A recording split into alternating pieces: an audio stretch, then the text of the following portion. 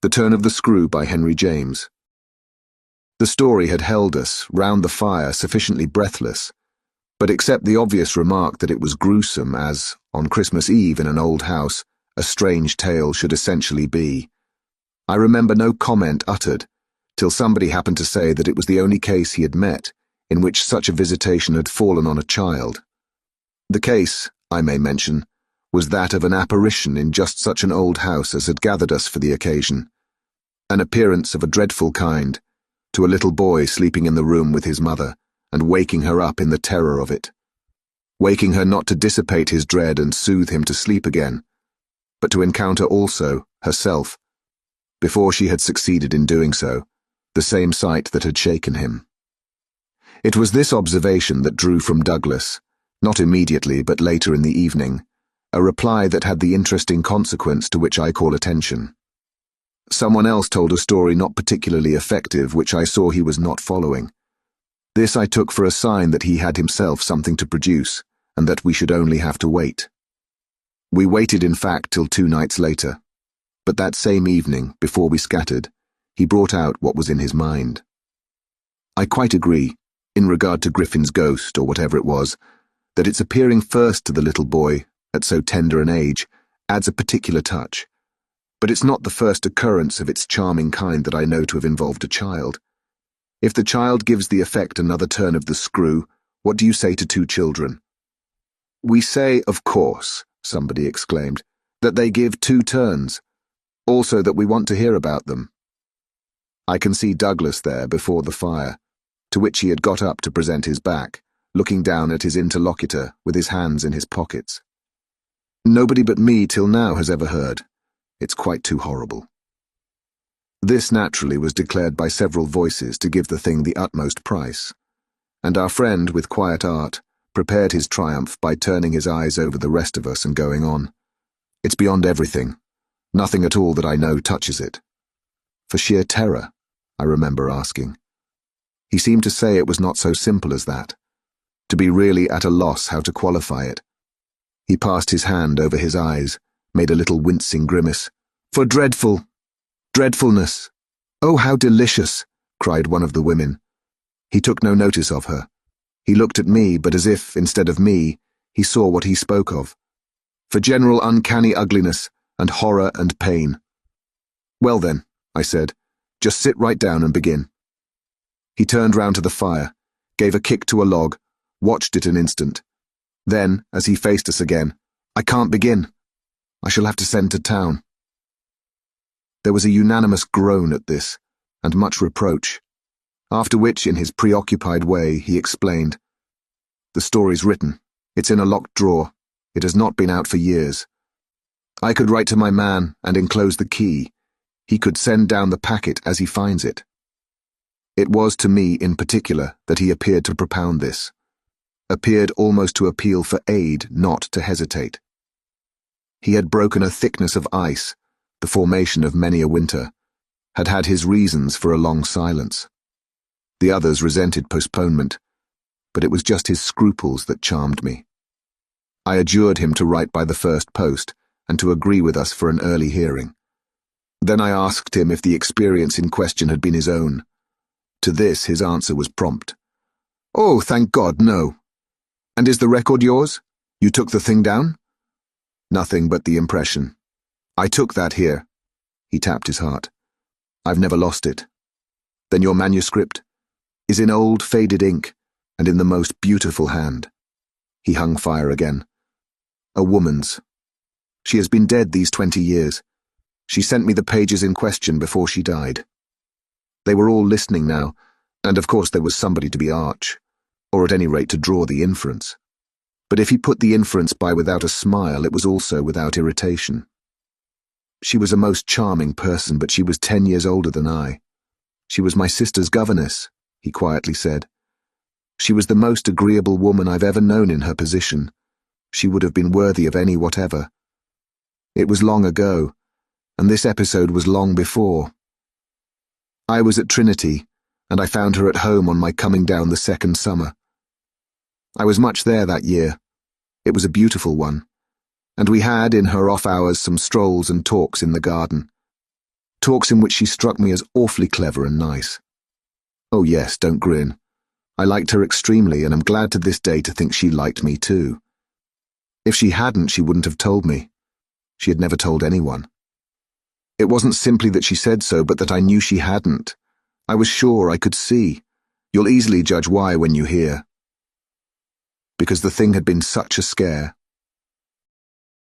He continued to fix me. You'll easily judge, he repeated. You will. I fixed him too.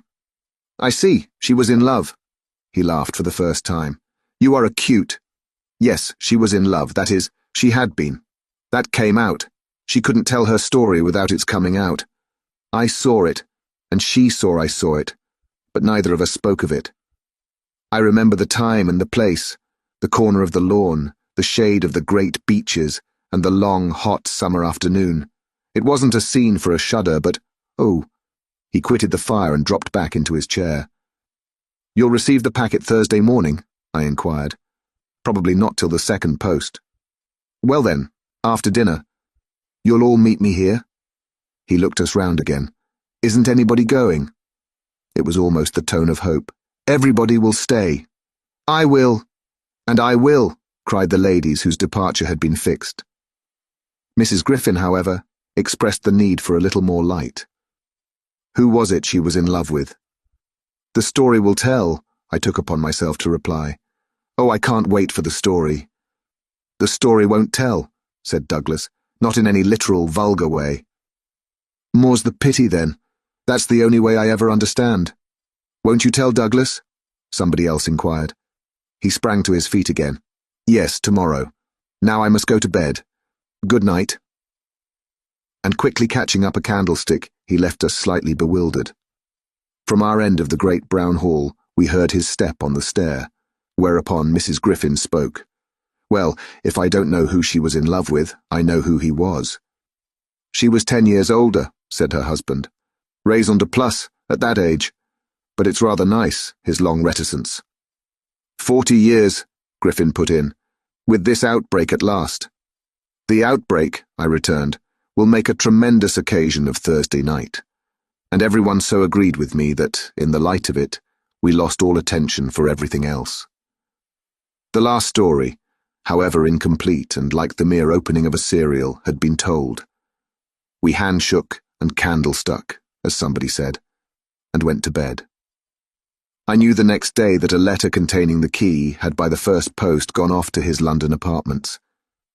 But in spite of, or perhaps just on account of, the eventual diffusion of this knowledge, we quite let him alone till after dinner, till such an hour of the evening, in fact, as might best accord with the kind of emotion on which our hopes were fixed.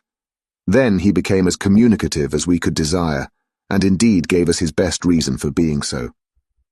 We had it from him again before the fire in the hall, as we had had our mild wonders of the previous night. It appeared that the narrative he had promised to read us really required for a proper intelligence a few words of prologue. Let me say here distinctly, to have done with it, that this narrative, from an exact transcript of my own made much later, is what I shall presently give. Poor Douglas, before his death, when it was in sight, committed to me the manuscript that reached him on the 3rd of these days, and that on the same spot, with immense effect, he began to read to our hushed little circle on the night of the 4th. The departing ladies who had said they would stay didn't, of course, thank heaven, stay. They departed, in consequence of arrangements made, in a rage of curiosity, as they professed, produced by the touches with which he had already worked us up. But that only made his little final auditory more compact and select, kept it round the hearth, subject to a common thrill. The first of these touches conveyed that the written statement took up the tale at a point after it had, in a manner, begun. The fact to be in possession of was therefore that his old friend, the youngest of several daughters of a poor country parson, had, at the age of 20, on taking service for the first time in the schoolroom, come up to London, in trepidation, to answer in person an advertisement that had already placed her in brief correspondence with the advertiser. This person proved on her presenting herself for judgment at a house in Harley Street that impressed her as vast and imposing. This prospective patron proved a gentleman, a bachelor in the prime of life, such a figure as had never risen, save in a dream or an old novel, before a fluttered, anxious girl out of a Hampshire vicarage. One could easily fix his type. It never happily dies out. He was handsome and bold and pleasant, offhand and gay and kind. He struck her, inevitably, as gallant and splendid. But what took her most of all and gave her the courage she afterwards showed was that he put the whole thing to her as a kind of favour, an obligation he should gratefully incur. She conceived him as rich, but as fearfully extravagant, saw him all in a glow of high fashion, of good looks, of expensive habits, of charming ways with women. He had for his own town residence a big house filled with the spoils of travel and the trophies of the chase. But it was to his country home, an old family place in Essex, that he wished her immediately to proceed. He had been left by the death of their parents in India, guardian to a small nephew and a small niece, children of a younger, a military brother, whom he had lost 2 years before. These children were, by the strangest of chances for a man in his position, a lone man without the right sort of experience or a grain of patience, very heavily on his hands. It had all been a great worry, and on his own part doubtless a series of blunders, but he immensely pitied the poor chicks and had done all he could, had in particular sent them down to his other house, the proper place for them being of course the country, and kept them there from the first, with the best people he could find to look after them, parting even with his own servants to wait on them and going down himself whenever he might, to see how they were doing. The awkward thing was that they had practically no other relations, and that his own affairs took up all his time. He had put them in possession of Bly, which was healthy and secure, and had placed at the head of their little establishment, but below stairs only, an excellent woman, Mrs. Gross, whom he was sure his visitor would like, and who had formerly been maid to his mother. She was now housekeeper, and was also acting for the time as superintendent to the little girl, of whom, without children of her own, she was, by good luck, extremely fond. There were plenty of people to help, but of course the young lady who should go down as governess would be in supreme authority. She would also have in holidays to look after the small boy, who had been for a term at school, young as he was to be sent, but what else could be done, and who, as the holidays were about to begin, would be back from one day to the other. There had been for the 2 children at first a young lady who they had had the misfortune to lose. She had done for them quite beautifully.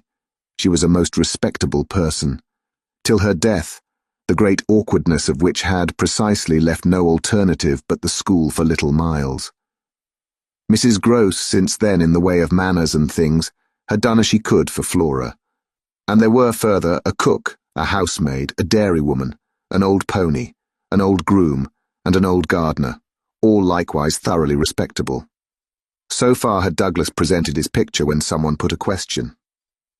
And what did the former governess die of so much respectability?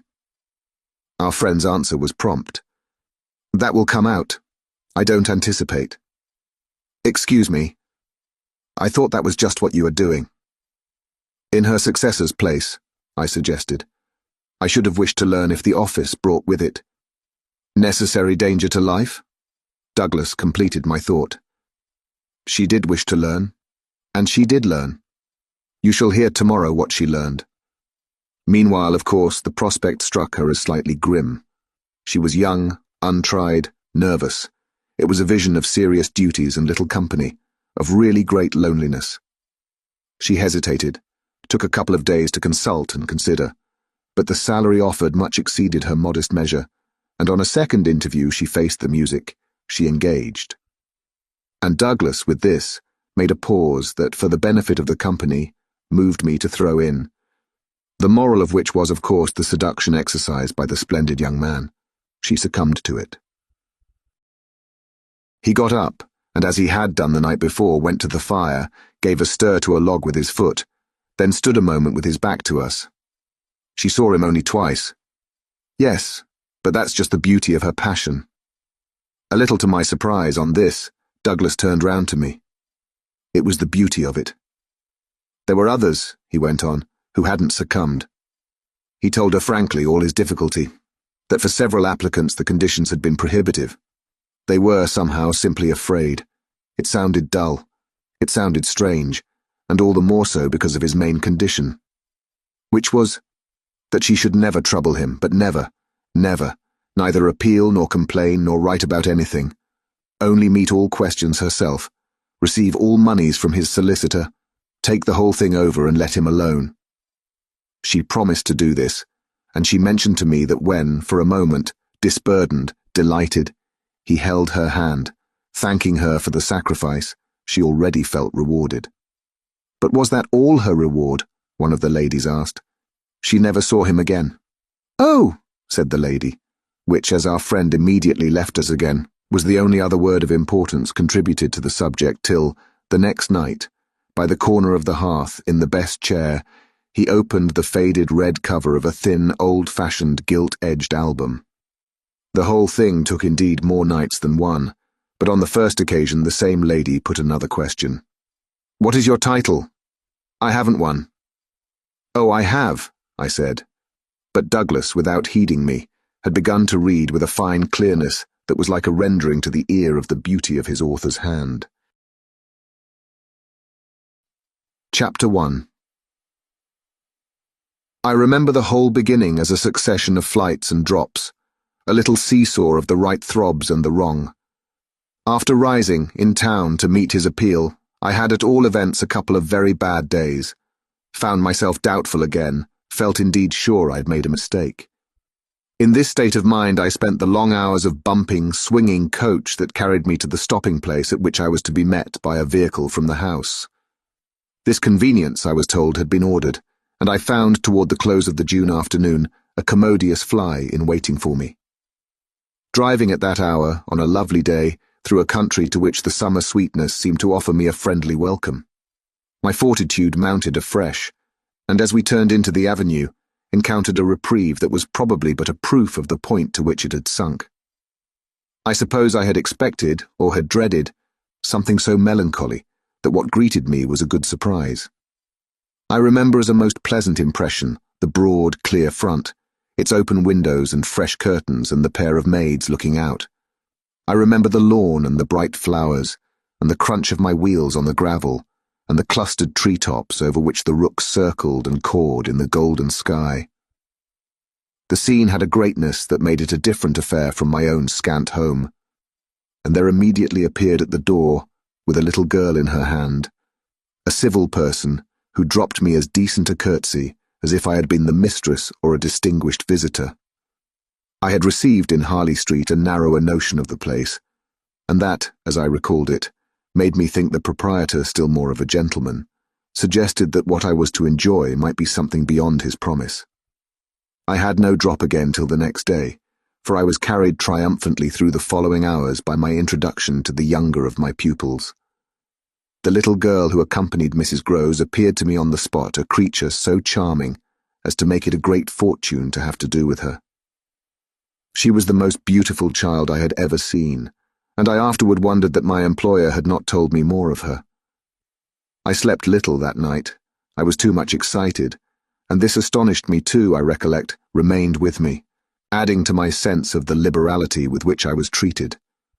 The large, impressive room, one of the best in the house, the great state bed, as I almost felt it, the full, figured draperies, the long glasses in which, for the first time, I could see myself from head to foot, all struck me, like the extraordinary charm of my small charge, as so many things thrown in. It was thrown in as well, from the first moment, that I should get on with Mrs. Groves in a relation over which, on my way, in the coach, I fear I had rather brooded. The only thing indeed that in this early outlook might have made me shrink again was the clear circumstance of her being so glad to see me. I perceived within half an hour that she was so glad, stout, simple, plain, clean, wholesome woman, as to be positively on her guard against showing it too much. I wondered even then a little why she should wish not to show it, and that with reflection, with suspicion, might of course have made me uneasy. But it was a comfort that there could be no uneasiness in a connection with anything so beatific as the radiant image of my little girl, the vision of whose angelic beauty had probably more than anything else to do with the restlessness that, before morning, made me several times rise and wander about my room to take in the whole picture and prospect, to watch, from my open window, the faint summer dawn, to look at such portions of the rest of the house as I could catch, and to listen, while in the fading dusk the first birds began to twitter, for the possible recurrence of a sound or two, less natural and not without, but within, that I had fancied I heard. There had been a moment when I believed I recognized, faint and far, the cry of a child. There had been another when I found myself just consciously starting as at the passage before my door of a light footstep. But these fancies were not marked enough not to be thrown off, and it is only in the light, or the gloom I should rather say, of other and subsequent matters that they now come back to me. To watch, teach, form little Flora would too evidently be the making of a happy and useful life. It had been agreed between us downstairs that after this first occasion I should have her as a matter of course at night, her small white bed being already arranged, to that end, in my room. What I had undertaken was the whole care of her, and she had remained just this last time with Mrs. Grose only as an effect of our consideration for my inevitable strangeness and her natural timidity. In spite of this timidity, which the child herself, in the oddest way in the world, had been perfectly frank and brave about, allowing it, without a sign of uncomfortable consciousness, with the deep, sweet serenity indeed of one of Raphael's holy infants, to be discussed, to be imputed to her, and to determine us, I feel quite sure she would presently like me. It was part of what I already liked Mrs. Grose herself for, the pleasure I could see her feel in my admiration and wonder as I sat at supper with 4 tall candles, and with my pupil in a high chair and a bib, brightly facing me between them, over bread and milk. There were naturally things that in Flora's presence could pass between us only as prodigious and gratified looks, obscure and roundabout allusions. And the little boy, does he look like her? Is he too so very remarkable? One wouldn't flatter a child. Oh, miss, most remarkable, if you think well of this one. And she stood there with a plate in her hand, beaming at our companion, who looked from one of us to the other with placid heavenly eyes that contained nothing to check us. Yes, if I do. You will be carried away by the little gentleman. Well, that, I think, is what I came for, to be carried away. I'm afraid, however, I remember feeling the impulse to add, I'm rather easily carried away. I was carried away in London. I can still see Mrs. Grose's broad face as she took this in. In Harley Street? In Harley Street. Well, miss, you're not the first, and you won't be the last. Oh, I've no pretension, I could laugh, to being the only one. My other pupil, at any rate, as I understand, comes back tomorrow. Not tomorrow, Friday, miss. He arrives as you did by the coach, under care of the guard, and is to be met by the same carriage. I forthwith expressed that the proper as well as the pleasant and friendly thing would be therefore that on the arrival of the public conveyance I should be in waiting for him with his little sister, an idea in which Mrs. Grose concurred so heartily that I somehow took her manner as a kind of comforting pledge, never falsified, thank heaven, that we should on every question be quite at one. Oh, she was glad I was there. What I felt the next day was, I suppose, nothing that could be fairly called a reaction from the cheer of my arrival. It was probably at the most only a slight oppression produced by a fuller measure of the scale, as I walked round them, gazed up at them, took them in, of my new circumstances. They had, as it were, an extent and mass for which I had not been prepared, and in the presence of which I found myself, freshly, a little scared as well as a little proud. Lessons in this agitation certainly suffered some delay. I reflected that my first duty was, by the gentlest arts I could contrive, to win the child into the sense of knowing me. I spent the day with her out of doors. I arranged with her, to her great satisfaction, that it should be she only, who might show me the place. She showed it step by step and room by room and secret by secret, with droll, delightful, childish talk about it, and with the result, in half an hour, of our becoming immense friends. Young as she was, I was struck, throughout our little tour, with her confidence and courage with the way, in empty chambers and dull corridors, on crooked staircases that made me pause, and even on the summit of an old machicolated square tower that made me dizzy. Her morning music, her disposition to tell me so many more things than she asked, rang out and led me on. I have not seen Bly since the day I left it, and I dare say that to my older and more informed eyes it would now appear sufficiently contracted. But as my little conductress, with her hair of gold and her frock of blue, danced before me round corners and pattered down passages, I had the view of a castle of romance inhabited by a rosy sprite, such a place as would somehow, for diversion of the young idea, take all colour out of storybooks and fairy tales. Wasn't it just a storybook over which I had fallen a doze and a dream? No, it was a big, ugly, antique but convenient house, embodying a few features of a building still older, half replaced and half utilised, in which I had the fancy of our being almost as lost as a handful of passengers in a great drifting ship. Well, I was strangely at the helm. Chapter 2. This came home to me when, 2 days later, I drove over with Flora to meet, as Mrs. Gross said, the little gentleman, and all the more for an incident that, presenting itself the second evening, had deeply disconcerted me. The first day had been, on the whole, as I have expressed, reassuring, but I was to see it wind up in keen apprehension. The post-bag that evening, it came late, contained a letter for me, which, however, in the hand of my employer, I found to be composed, but of a few words enclosing another, addressed to himself, with a seal still unbroken. This, I recognise, is from the headmaster, and the headmaster's an awful bore. Read him, please. Deal with him.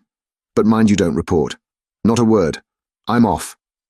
I broke the seal with a great effort, so great a one that I was a long time coming to it. Took the unopened missive at last up to my room, and only attacked it just before going to bed. I had better have let it wait till morning, for it gave me a second sleepless night. With no counsel to take, the next day I was full of distress, and it finally got so the better of me that I determined to open myself at least to Mrs. Gross. What does it mean, the child's dismissed his school? She gave me a look that I remarked at the moment. Then, visibly, with a quick blankness, seemed to try to take it back. But aren't they all sent home? Yes, but only for the holidays. Miles may never go back at all. Consciously, under my attention, she reddened. They won't take him. They absolutely decline. At this she raised her eyes, which she had turned from me. I saw them fill with good tears. What has he done? I hesitated. Then I judged best simply to hand her my letter, which, however, had the effect of making her, without taking it, simply put her hands behind her. She shook her head sadly. Such things are not for me, miss. My counsellor couldn't read. I winced at my mistake, which I attenuated as I could, and opened my letter again to repeat it to her. Then, faltering in the act, and folding it up once more, I put it back in my pocket. Is he really bad? The tears were still in her eyes. Do the gentlemen say so? They go into no particulars. They simply expressed their regret that it should be impossible to keep him. That can have only one meaning. Mrs. Groves listened with dumb emotion. She forbore to ask me what this meaning might be, so that presently, to put the thing with some coherence and with the mere aid of her presence to my own mind, I went on. That he's an injury to the others. At this, with one of the quick turns of simple folk, she suddenly flamed up. Master Miles? Him an injury? There was such a flood of good faith in it that, though I had not yet seen the child, my very fears made me jump to the absurdity of the idea. I found myself, to meet my friend the better, offering it on the spot, sarcastically, to his poor little innocent mates. It's too dreadful, cried Mrs. Gross, to say such cruel things. Why, he's scarce 10 years old. Yes, yes, it would be incredible. She was evidently grateful for such a profession. See him, miss, first, then believe it. I felt forthwith a new impatience to see him. It was the beginning of a curiosity that, for all the next hours, was to deepen almost to pain. Mrs. Groves was aware I could judge of what she had produced in me, and she followed it up with assurance. You might as well believe it of the little lady. Bless her, she added the next moment. Look at her. I turned and saw that Flora, whom 10 minutes before I had established in the schoolroom with a sheet of white paper, a pencil, and a copy of nice round O's, now presented herself to view at the open door. She expressed in her little way an extraordinary detachment from disagreeable duties, looking to me, however, with a great childish light that seemed to offer it as a mere result of the affection she had conceived for my person, which had rendered necessary that she should follow me. I needed nothing more than this to feel the full force of Mrs. Groce's comparison, and catching my pupil in my arms, covered her with kisses in which there was a sob of atonement. Nonetheless, the rest of the day I watched for further occasion to approach my colleague, especially as, toward evening, I began to fancy she rather sought to avoid me. I overtook her, I remember, on the staircase. We went down together, and at the bottom I detained her, holding her there with a hand on her arm. I take what you said to me at noon as a declaration that you've never known him to be bad. She threw back her head. She had clearly by this time and very honestly adopted an attitude. Oh, never known him? I don't pretend that. I was upset again. Then you have known him? Yes, indeed, miss, thank God. On reflection, I accepted this. You mean that a boy who never is no boy for me? I held her tighter. You like them with the spirit to be naughty? Then, keeping pace with her answer, so do I eagerly brought out, but not to the degree to contaminate. To contaminate. My big word left her at a loss. I explained it. To corrupt. She stared, taking my meaning in, but it produced in her an odd laugh. Are you afraid he'll corrupt you? She put the question with such a fine, bold humour that, with a laugh, a little silly doubtless to match her own, I gave way for the time to the apprehension of ridicule. But the next day, as the hour for my drive approached, I cropped up in another place. What was the lady who was here before? The last governess. She was also young and pretty. Almost as young and almost as pretty, miss, even as you. Ah, then, I hope her youth and her beauty helped her. I recollect throwing off. He seems to like us young and pretty. Oh, he did, Mrs. Groce assented. It was the way he liked everyone. She had no sooner spoken indeed than she caught herself up. I mean, that's his way. The master's. I was struck. But of whom did you speak first? She looked blank, but she coloured. Why of him? Of the master. Of who else? There was so obviously no one else that the next moment I had lost my impression of her having accidentally said more than she meant, and I merely asked what I wanted to know. Did she see anything in the boy? That wasn't right. She never told me. I had a scruple, but I overcame it. Was she careful? Particular? Mrs. Groce appeared to try to be conscientious. About some things, yes, but not about all. Again she considered. Well, miss, she's gone. I won't tell tales. I quite understand your feeling, I hastened to reply, but I thought it after an instant not opposed to this concession to pursue. Did she die here? No, she went off. I don't know what there was in this brevity of Mrs. Groce's that struck me as ambiguous. Went off to die? Mrs. Groce looked straight out of the window, but I felt that, hypothetically, I had a right to know what young persons engaged for Bly were expected to do. She was taken ill, you mean, and went home? She was not taken ill, so far as appeared in this house. She left it at the end of the year to go home, as she said, for a short holiday, to which the time she had put in had certainly given her a right. We had then a young woman, a nursemaid who had stayed on and who was a good girl and clever, and she took the children all together for the interval. But our young lady never came back, and at the very moment I was expecting her, I heard from the master that she was dead. I turned this over. But of what? He never told me. But please, miss, said Mrs. Groce, I must get to my work. Chapter 3. Her thus turning her back on me was fortunately not, for my just preoccupations, a snub that could check the growth of our mutual esteem. We met, after I had brought home little Miles, more intimately than ever on the ground of my stupefaction, my general emotion. So monstrous was I then ready to pronounce it that such a child as had now been revealed to me should be under an interdict. I was a little late on the scene, and I felt, as he stood wistfully looking out for me before the door of the inn at which the coach had put him down, that I had seen him, on the instant without and within, in the great glow of freshness, the same positive fragrance of purity, in which I had from the first moment seen his little sister. He was incredibly beautiful, and Mrs. Grose had put her finger on it. Everything but a sort of passion of tenderness for him was swept away by his presence. What I then and there took him to my heart, for was something divine that I have never found to the same degree in any child, his indescribable little air of knowing nothing in the world but love. It would have been impossible to carry a bad name with a greater sweetness of innocence, and by the time I had got back to Bly with him, I remained merely bewildered. So far, that is, as I was not outraged by the sense of the horrible letter locked up in my room, in a drawer. As soon as I could compass a private word with Mrs. Grose, I declared to her that it was grotesque. She promptly understood me. "You mean the cruel charge? It doesn't live an instant. My dear woman, look at him." She smiled at my pretension to have discovered his charm. "I assure you, miss, I do nothing else." "What will you say then?" she immediately added. In answer to the letter, I had made up my mind. "Nothing." "And to his uncle?" I was incisive.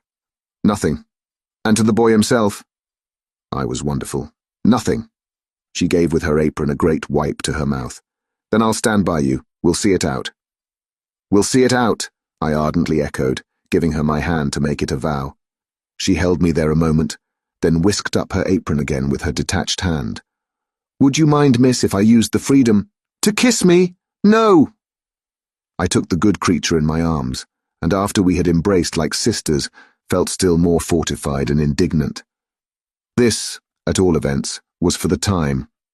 A time so full that, as I recall the way it went, it reminds me of all the art I now need to make it a little distinct. What I look back at with amazement is the situation I accepted. I had undertaken, with my companion, to see it out, and I was under a charm, apparently, that could smooth away the extent and the far and difficult connections of such an effort. I was lifted aloft on a great wave of infatuation and pity. I found it simple, in my ignorance, my confusion, and perhaps my conceit, to assume that I could deal with a boy whose education for the world was all on the point of beginning. I'm unable even to remember at this day what proposal I framed for the end of his holidays and the resumption of his studies. Lessons with me indeed that charming summer, we all had a theory that he was to have. But I now feel that for weeks the lessons must have been rather my own. I learned something, at first certainly, that had not been one of the teachings of my small, smothered life. Learned to be amused, and even amusing, and not to think for the morrow. It was the first time, in a manner, that I had known space and air and freedom, all the music of summer and all the mystery of nature. And then there was consideration, and consideration was sweet. Oh, it was a trap, not designed but deep to my imagination, to my delicacy, perhaps to my vanity, to whatever in me was most excitable.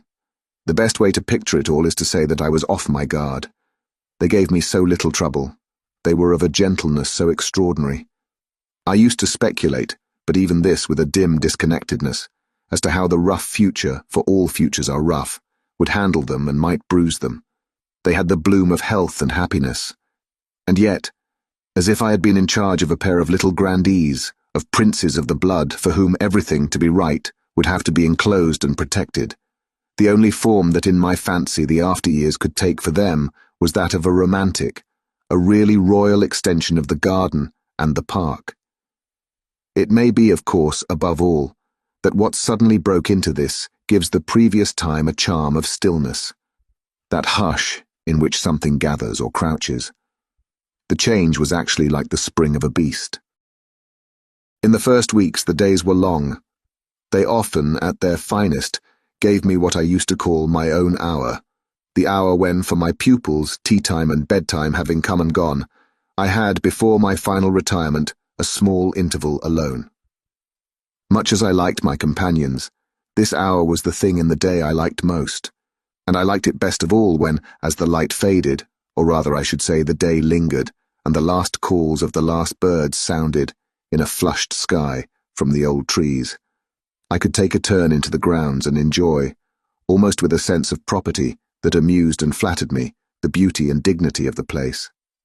It was a pleasure at these moments to feel myself tranquil and justified, doubtless perhaps also to reflect that by my discretion, my quiet good sense and general high propriety, I was giving pleasure, if he ever thought of it, to the person to whose pressure I had responded. What I was doing was what he had earnestly hoped and directly asked of me, and that I could, after all, do it proved even a greater joy than I had expected. I dare say I fancied myself, in short, a remarkable young woman, and took comfort in the faith that this would more publicly appear. Well, I needed to be remarkable to offer affront to the remarkable things that presently gave their first sign. It was plump one afternoon, in the middle of my very hour. The children were tucked away, and I had come out for my stroll. One of the thoughts that, as I don't in the least shrink now from noting, used to be with me in these wanderings, was that it would be as charming as a charming story suddenly to meet someone. Someone would appear there at the turn of a path and would stand before me and smile and approve. I didn't ask more than that. I only asked that he should know, and the only way to be sure he knew would be to see it, and the kind light of it, in his handsome face. That was exactly present to me, by which I mean the face was, when on the first of these occasions, at the end of a long June day, I stopped short on emerging from one of the plantations and coming into view of the house. What arrested me on the spot, and with a shock much greater than any vision had allowed for, was the sense that my imagination had, in a flash, turned real. He did stand there, but high up, beyond the lawn and at the very top of the tower to which, on that first morning, little Flora had conducted me. This tower was one of a pair, square, incongruous, crenellated structures that were distinguished for some reason, though I could see little difference as the new and the old.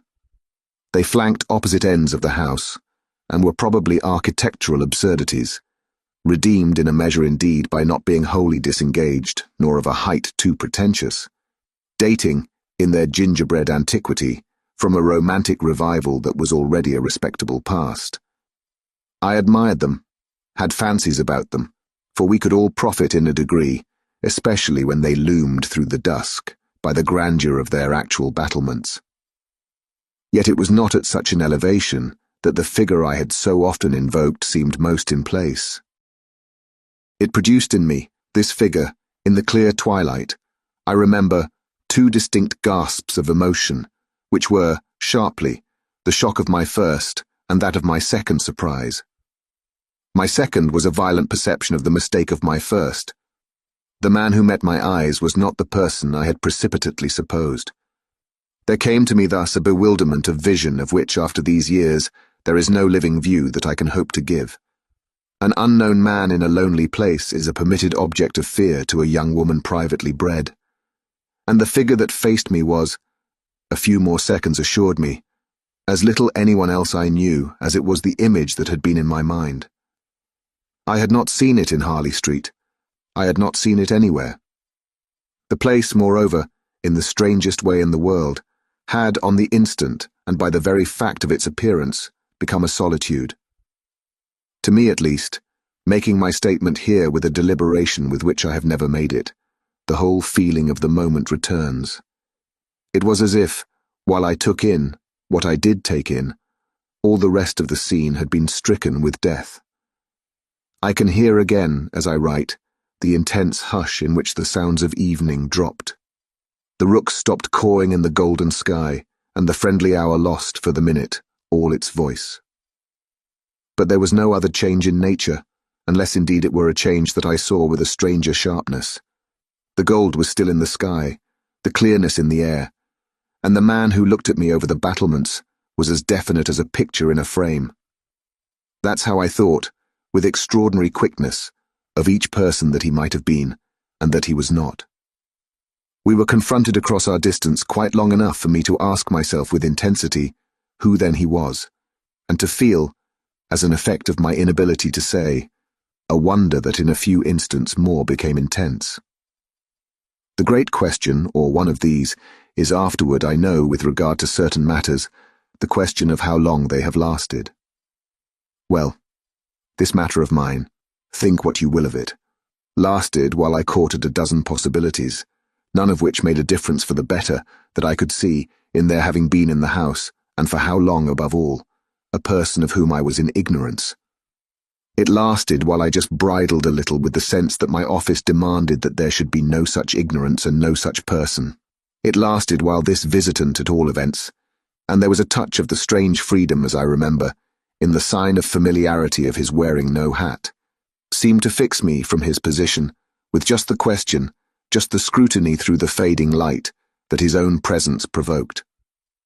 We were too far apart to call to each other, but there was a moment at which, at shorter range, some challenge between us, breaking the hush, would have been the right result of our straight mutual stare.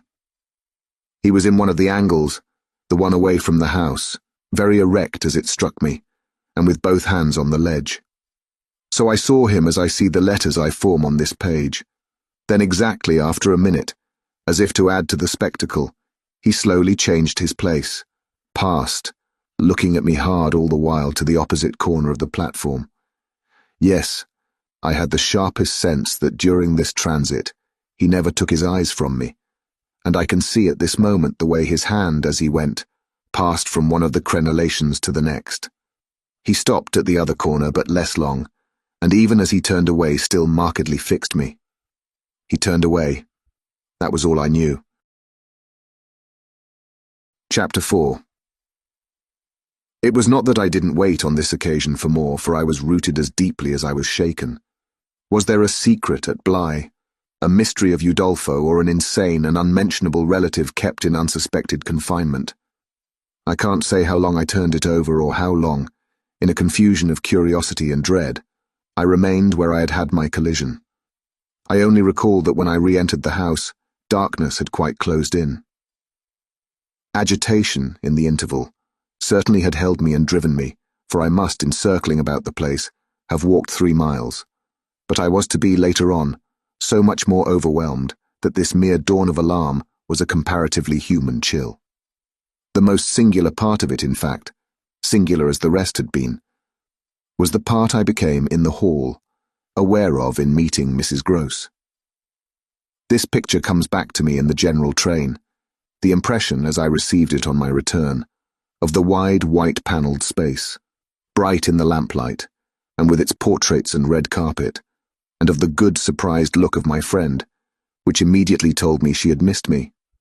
It came to me straightway, under her contact, that with plain heartiness, mere relieved anxiety at my appearance, she knew nothing whatever that could bear upon the incident I had there ready for her. I had not suspected in advance that her comfortable face would pull me up, and I somehow measured the importance of what I had seen by my thus finding myself hesitate to mention it. Scarce anything in the whole history seems to me so odd as this fact, that my real beginning of fear was one, as I may say, with the instinct of sparing my companion. On the spot, accordingly, in the pleasant hall, and with her eyes on me, I, for a reason that I couldn't then have phrased, achieved an inward resolution, offered a vague pretext for my lateness, and with the plea of the beauty of the night and of the heavy dew and wet feet, went as soon as possible to my room. Here it was another affair. Here, for many days after, it was a queer affair enough. There were hours from day to day, or at least there were moments, snatched even from clear duties, when I had to shut myself up to think. It was not so much yet that I was more nervous than I could bear to be, as that I was remarkably afraid of becoming so.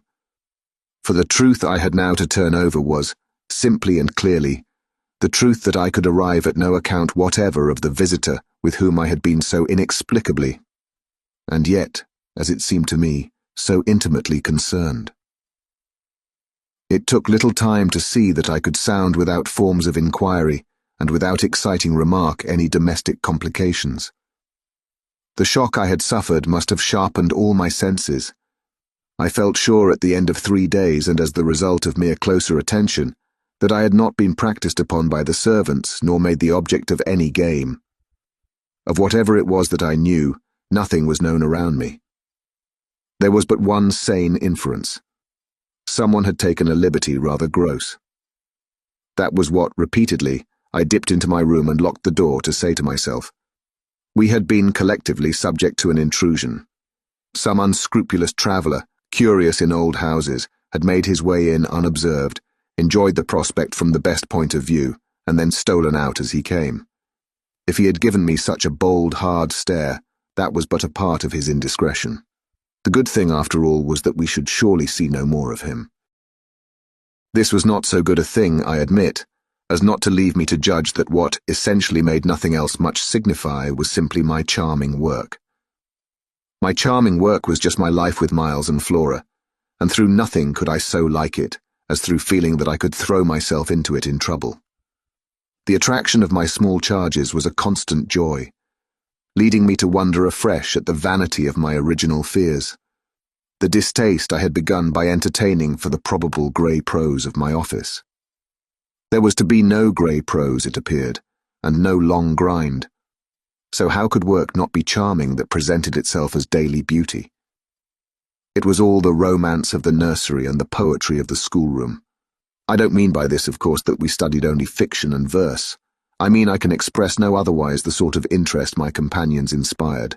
How can I describe that except by saying that instead of growing used to them, and it's a marvel for a governess, I call the sisterhood to witness, I made constant fresh discoveries.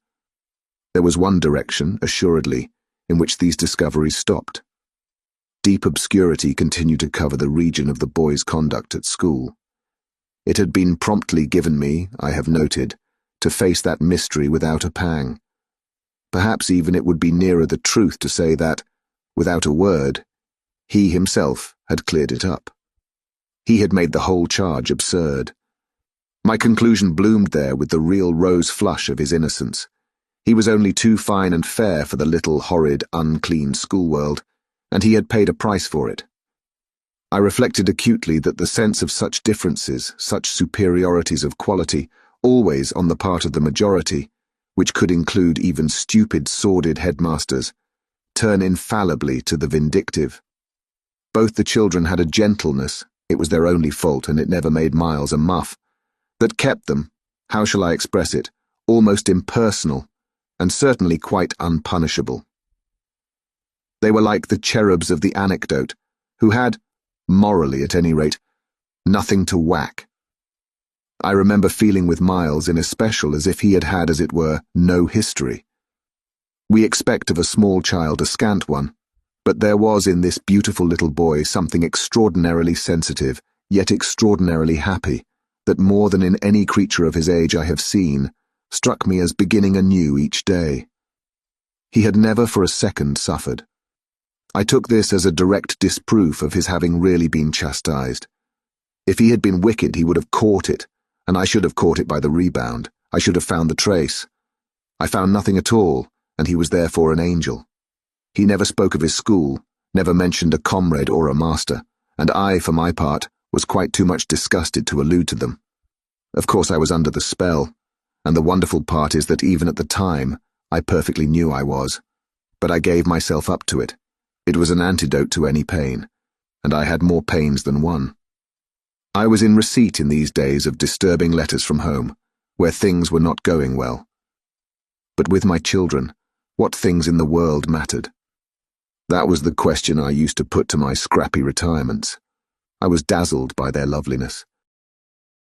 There was a Sunday, to get on, when it rained with such force and for so many hours that there could be no procession to church, in consequence of which, as the day declined, I had arranged with Mrs. Gross that, should the evening show improvement, we would attend together the late service. The rain happily stopped, and I prepared for our walk, which, through the park and by the good road to the village, would be a matter of 20 minutes. Coming downstairs to meet my colleague in the hall, I remembered a pair of gloves that had required 3 stitches, and that had received them, with a publicity perhaps not edifying, while I sat with the children at their tea, served on Sundays by exception, in that cold, clean temple of mahogany and brass, the grown-up dining room. The gloves had been dropped there, and I turned in to recover them. The day was grey enough, but the afternoon light still lingered, and it enabled me, on crossing the threshold, not only to recognize, on a chair near the wide window, then closed, the articles I wanted, but to become aware of a person on the other side of the window and looking straight in. One step into the room had sufficed. My vision was instantaneous. It was all there. The person looking straight in was the person who had already appeared to me. He appeared thus again with, I won't say greater distinctness, for that was impossible, but with a nearness that represented a forward stride in our intercourse, and made me, as I met him, catch my breath and turn cold. He was the same. He was the same, and seen this time as he had been seen before from the waist up, the window, though the dining room was on the ground floor, not going down to the terrace on which he stood.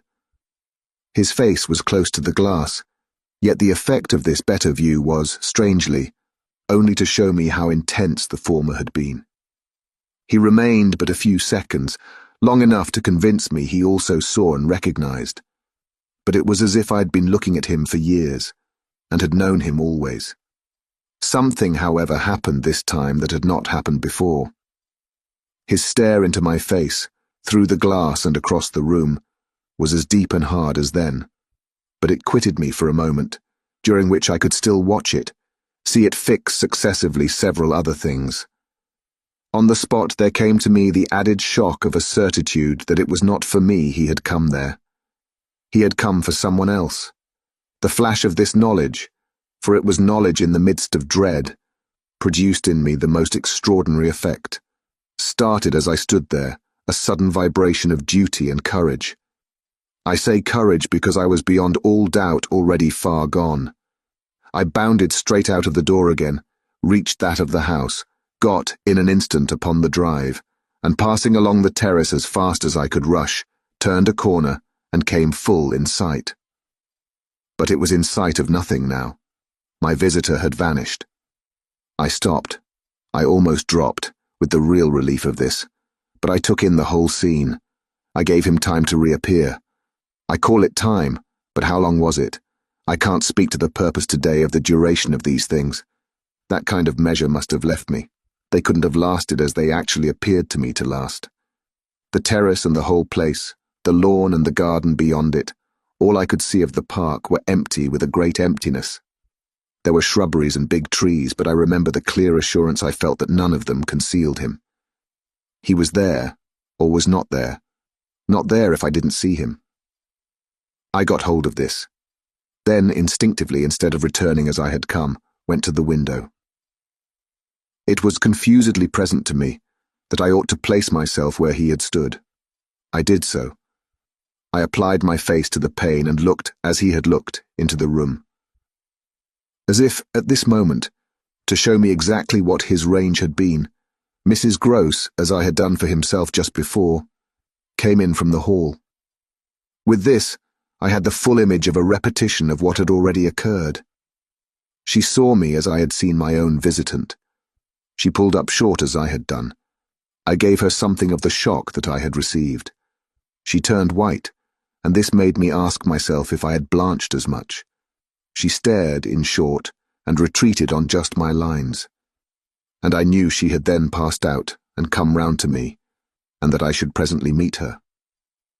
I remained where I was, and while I waited, I thought of more things than one. But there's only one I take space to mention. I wondered why she should be scared. Chapter 5. Oh, she let me know as soon as, round the corner of the house, she loomed again into view. What in the name of goodness is the matter? She was now flushed and out of breath. I said nothing till she came quite near. With me? I must have made a wonderful face. Do I show it? You're as white as a sheet. You look awful. I considered. I could meet on this without scruple any innocence.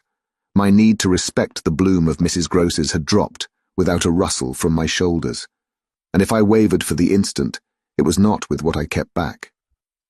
I put out my hand to her, and she took it. I held her hard a little, liking to feel her close to me. There was a kind of support in the shy heave of her surprise. You came for me for church, of course, but I can't go. Has anything happened? Yes, you must know now. Did I look very queer? Through this window? Dreadful. Well, I said, I've been frightened. Mrs. Grose's eyes expressed plainly that she had no wish to be, yet also that she knew too well her place not to be ready to share with me any marked inconvenience. Oh, it was quite settled that she must share.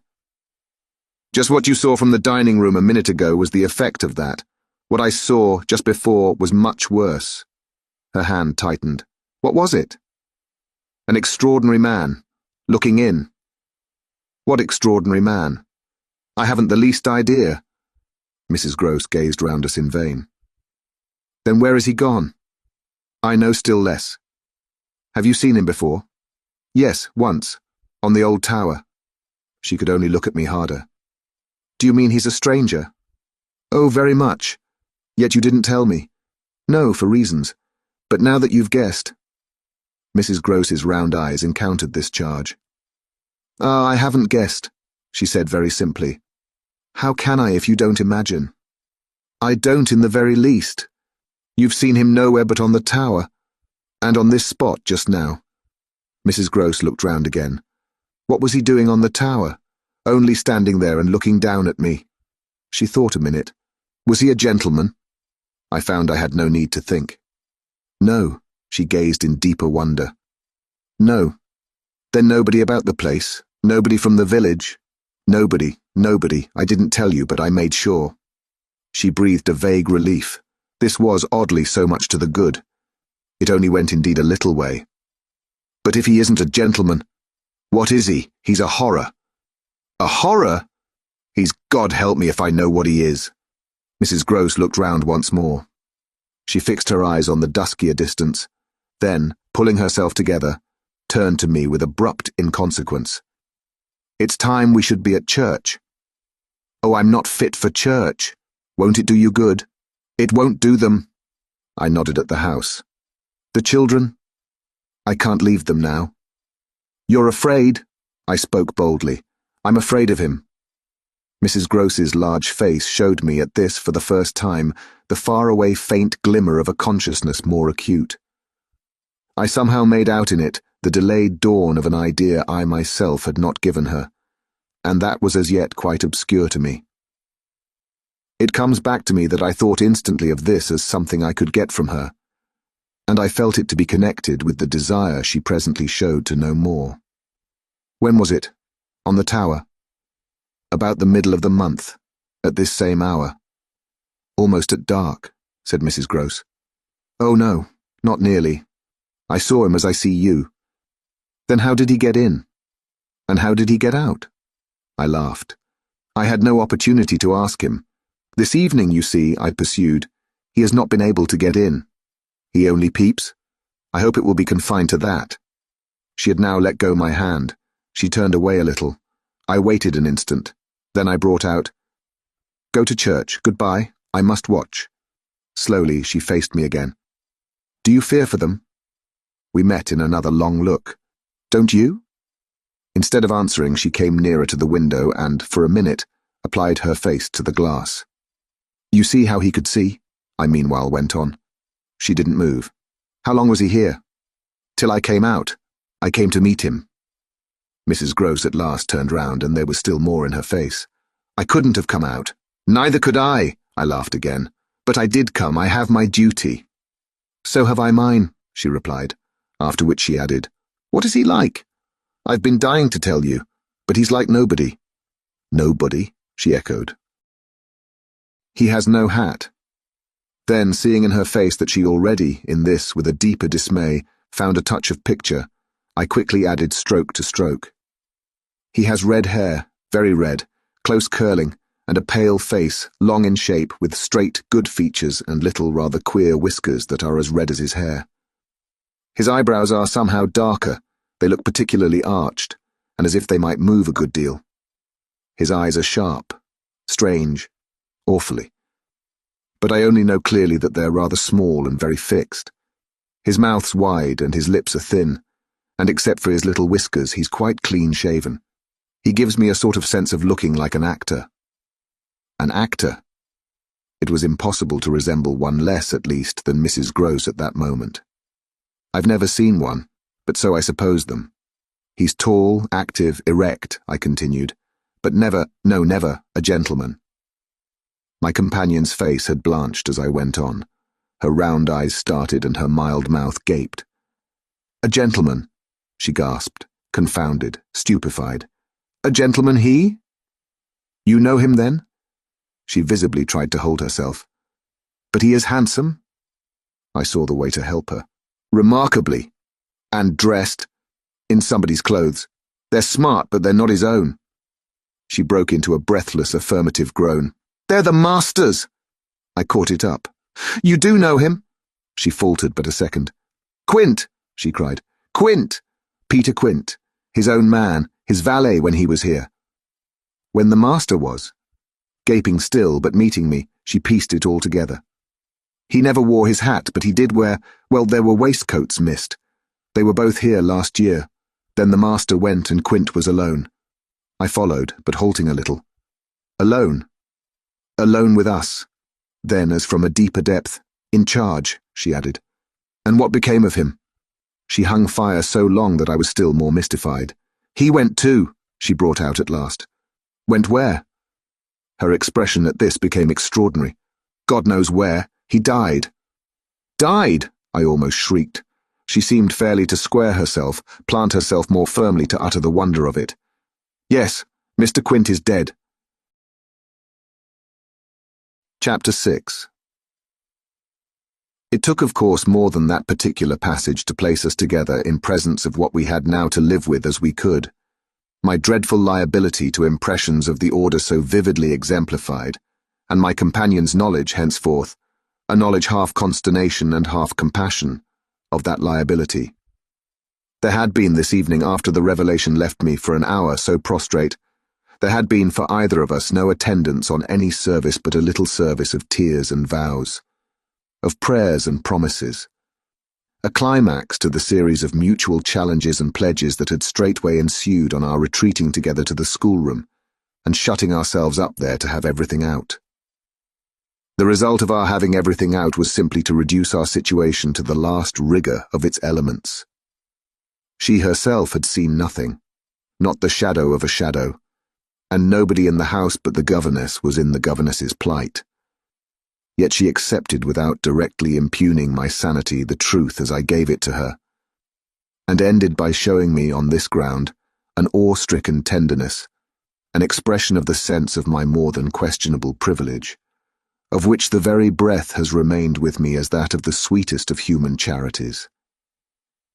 What was settled between us accordingly that night was that we thought we might bear things together, and I was not even sure that in spite of her exemption, it was she who had the best of the burden. I knew at this hour, I think, as well as I knew later, what I was capable of meeting to shelter my pupils, but it took me some time to be wholly sure of what my honest ally was prepared for to keep terms with so compromising a contract. I was queer company enough, quite as queer as the company I received, but as I trace over what we went through, I see how much common ground we must have found in the one idea that, by good fortune, could steady us. It was the idea, the second movement, that led me straight out, as I may say, of the inner chamber of my dread. I could take the air in the court at least, and there Mrs. Grose could join me. Perfectly.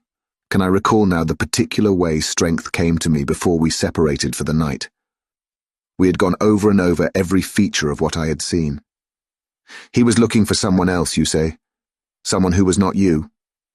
He was looking for little Miles. A portentous clearness now possessed me. That's whom he was looking for.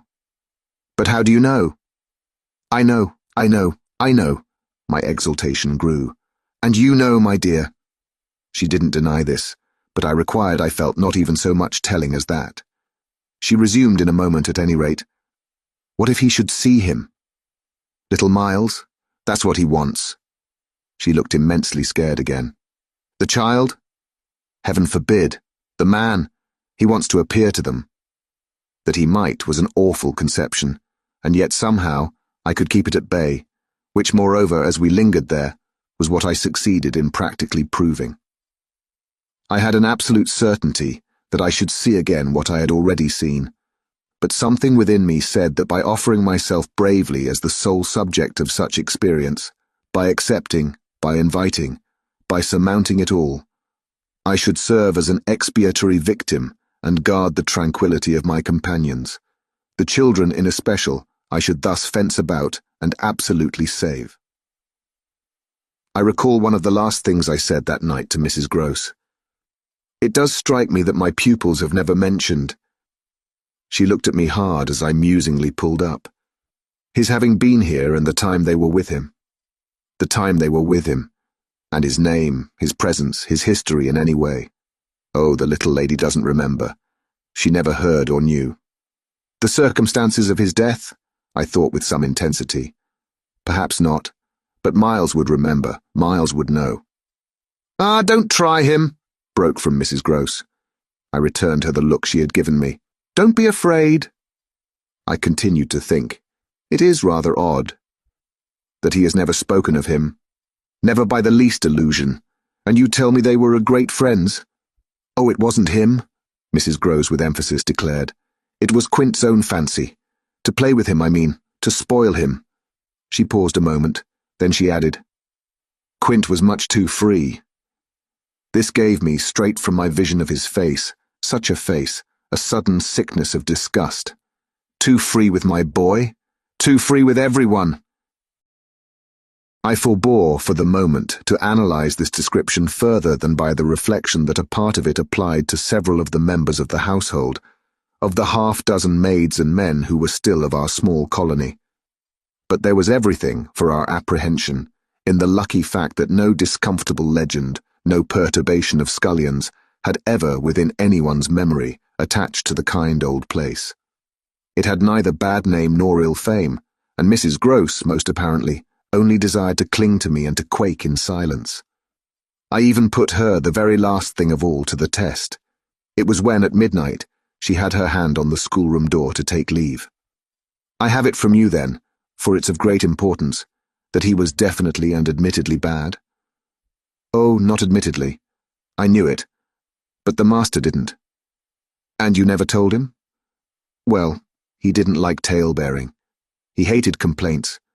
He was terribly short with anything of that kind, and if people were all right to him, he wouldn't be bothered with more. This squared well enough with my impressions of him. He was not a trouble-loving gentleman, nor so very particular perhaps about some of the company he kept. All the same, I pressed my interlocutress.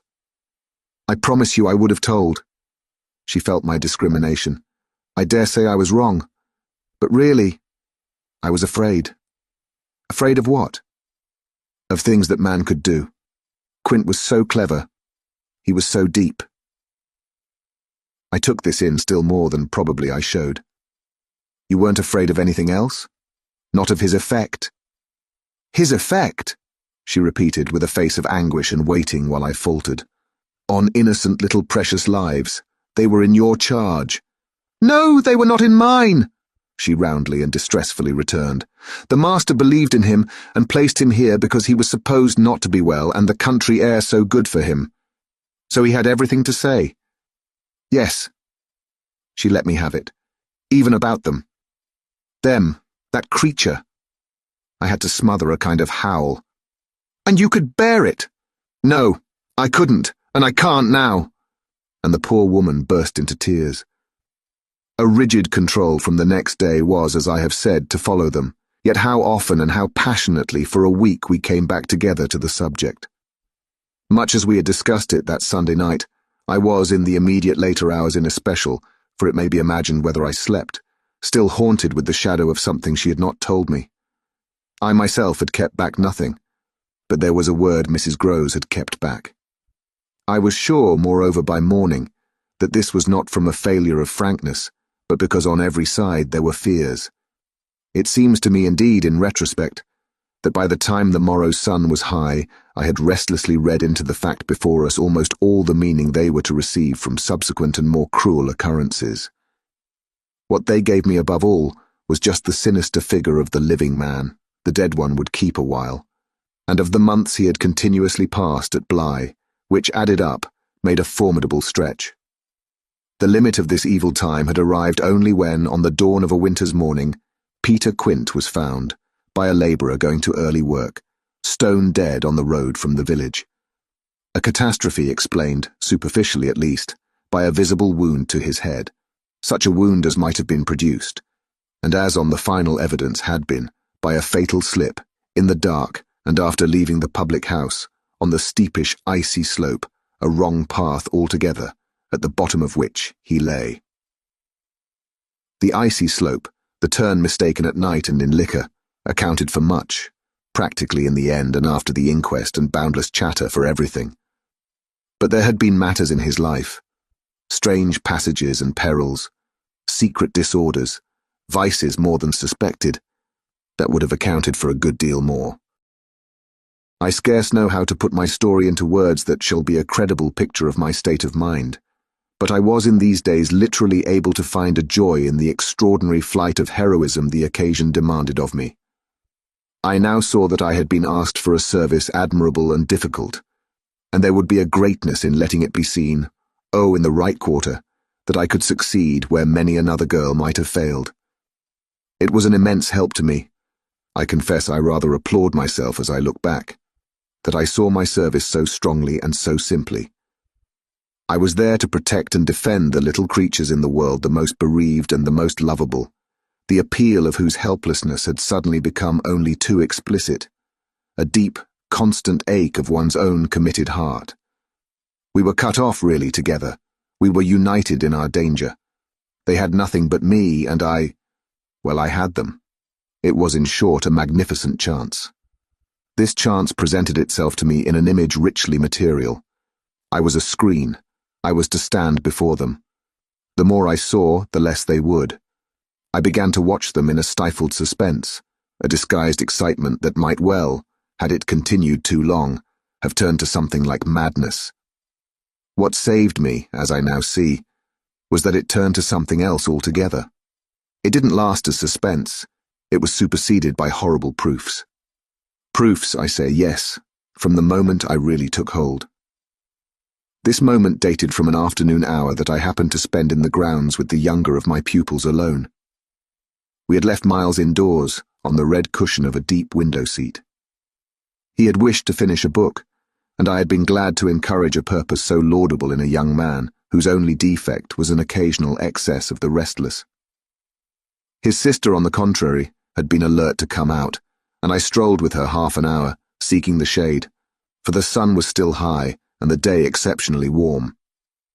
I was aware afresh, with her as we went, of how, like her brother, she contrived, it was the charming thing in both children, to let me alone without appearing to drop me, and to accompany me without appearing to surround. They were never importunate, and yet never listless. My attention to them all really went to seeing them amuse themselves immensely without me. This was a spectacle they seemed actively to prepare, and that engaged me as an active admirer. I walked in a world of their invention. They had no occasion whatever to draw upon mine, so that my time was taken only with being, for them, some remarkable person or thing that the game of the moment required, and that was merely, thanks to my superior, my exalted stamp, a happy and highly distinguished sinecure. I forget what I was on the present occasion. I only remember that I was something very important and very quiet, and that Flora was playing very hard. We were on the edge of the lake, and as we had lately begun geography, the lake was the Sea of Azov. Suddenly, in these circumstances, I became aware that, on the other side of the Sea of Azov, we had an interested spectator. The way this knowledge gathered in me was the strangest thing in the world. The strangest, that is, except the very much stranger in which it quickly merged itself. I had sat down with a piece of work, for I was something or other that could sit, on the old stone bench which overlooked the pond, and in this position I began to take in with certitude, and yet without direct vision, the presence at a distance of a third person. The old trees, the thick shrubbery, made a great and pleasant shade, but it was all suffused with the brightness of the hot, still hour. There was no ambiguity in anything, none whatever at least in the conviction I from one moment to another found myself forming as to what I should see straight before me and across the lake, as a consequence of raising my eyes. They were attached at this juncture to the stitching in which I was engaged, and I can feel once more the spasm of my effort not to move them, till I should so have steadied myself as to be able to make up my mind what to do. There was an alien object in view, a figure whose right of presence I instantly passionately questioned. I recollect counting over perfectly the possibilities, reminding myself that nothing was more natural, for instance, than the appearance of one of the men about the place, or even of a messenger, a postman, or a tradesman's boy from the village. That reminder had as little effect on my practical certitude as I was conscious, still even without looking, of its having upon the character and attitude of our visitor. Nothing was more natural than that these things should be the other things that they absolutely were not. Of the positive identity of the apparition, I would assure myself as soon as the small clock of my courage should have ticked out the right second. Meanwhile, with an effort that was already sharp enough, I transferred my eyes straight to little Flora, who at the moment was about 10 yards away. My heart had stood still for an instant with the wonder and terror of the question whether she too would see, and I held my breath while I waited for what a cry from her, what some sudden innocent sign either of interest or of alarm would tell me. I waited, but nothing came. Then in the first place, and there is something more dire in this, I feel, than in anything I have to relate, I was determined by a sense that, within a minute, all sounds from her had previously dropped, and in the second, by the circumstance that, also within the minute, she had in her play turned her back to the water. This was her attitude when I at last looked at her, looked with the confirmed conviction that we were still together under direct personal notice. She had picked up a small flat piece of wood, which happened to have in it a little hole that had evidently suggested to her the idea of sticking in another fragment that might figure as a mast and make the thing a boat. This second morsel, as I watched her, she was very markedly and intently attempting to tighten in its place. My apprehension of what she was doing sustained me so that after some seconds I felt I was ready for more. Then I again shifted my eyes. I faced what I had to face. Chapter 7. I got hold of Mrs. Gross as soon after this as I could, and I can give no intelligible account of how I fought out the interval. Yet I still hear myself cry as I fairly threw myself into her arms. "They know, it's too monstrous. They know, they know. And what on earth?" I felt her incredulity as she held me. "Why, all that we know, and heaven knows what else besides." Then, as she released me, I made it out to her, made it out perhaps only now with full coherency even to myself. 2 hours ago, in the garden, I could scarce articulate. Flora saw. Mrs. Gross took it as she might have taken a blow in the stomach. "She has told you," she panted. "Not a word, that's the horror. She kept it to herself. The child of 8, that child." Unutterable still for me was the stupefaction of it. Mrs. Gross, of course, could only gape the wider. "Then how do you know?" "I was there, I saw with my eyes. Saw that she was perfectly aware." "Do you mean aware of him?" "No, of her." I was conscious as I spoke that I looked prodigious things, for I got the slow reflection of them in my companion's face. Another person, this time, but a figure of quite as unmistakable horror and evil, a woman in black, pale and dreadful, with such an air also, and such a face, on the other side of the lake. I was there with the child, quiet for the hour, and in the midst of it she came. Came how? From where? From where they come from. She just appeared and stood there, but not so near. And without coming nearer. Oh, for the effect and the feeling, she might have been as close as you. My friend, with an odd impulse, fell back a step. Was she someone you've never seen? Yes, but someone the child has. Someone you have.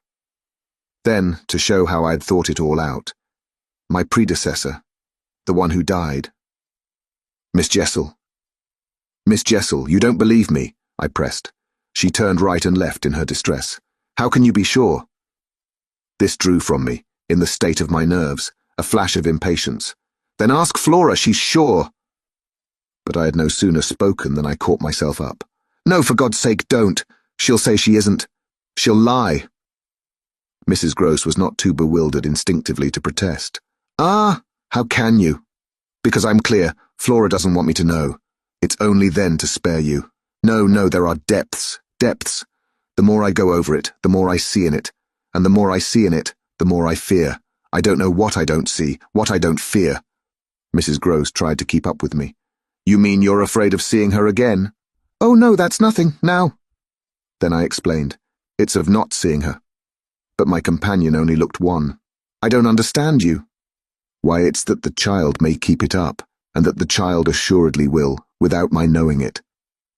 At the image of this possibility, Mrs. Gross for a moment collapsed, yet presently to pull herself together again, as if from the positive force of the sense of what, should we yield an inch, there would really be to give way to. Dear, we must keep our heads, and after all, if she doesn't mind it—" She even tried a grim joke. "Perhaps she likes it." Like such things, a scrap of an infant. "Isn't it just a proof of her blessed innocence?" my friend bravely inquired. She brought me for the instant almost round. "Oh, we must clutch at that, we must cling to it. If it isn't a proof of what you say, it's a proof of God knows what, for the woman's a horror of horrors." Mrs. Gross, at this, fixed her eyes a minute on the ground, then at last raising them, "Tell me how you know," she said. "Then you admit it's what she was?" I cried. "Tell me how you know," my friend simply repeated. "No, by seeing her, by the way she looked." "At you, do you mean? So wickedly?" "Dear me, no, I could have borne that. She gave me never a glance, she only fixed the child." Mrs. Gross tried to see it. "Fixed her? Ah, with such awful eyes." She stared at mine as if they might really have resembled them.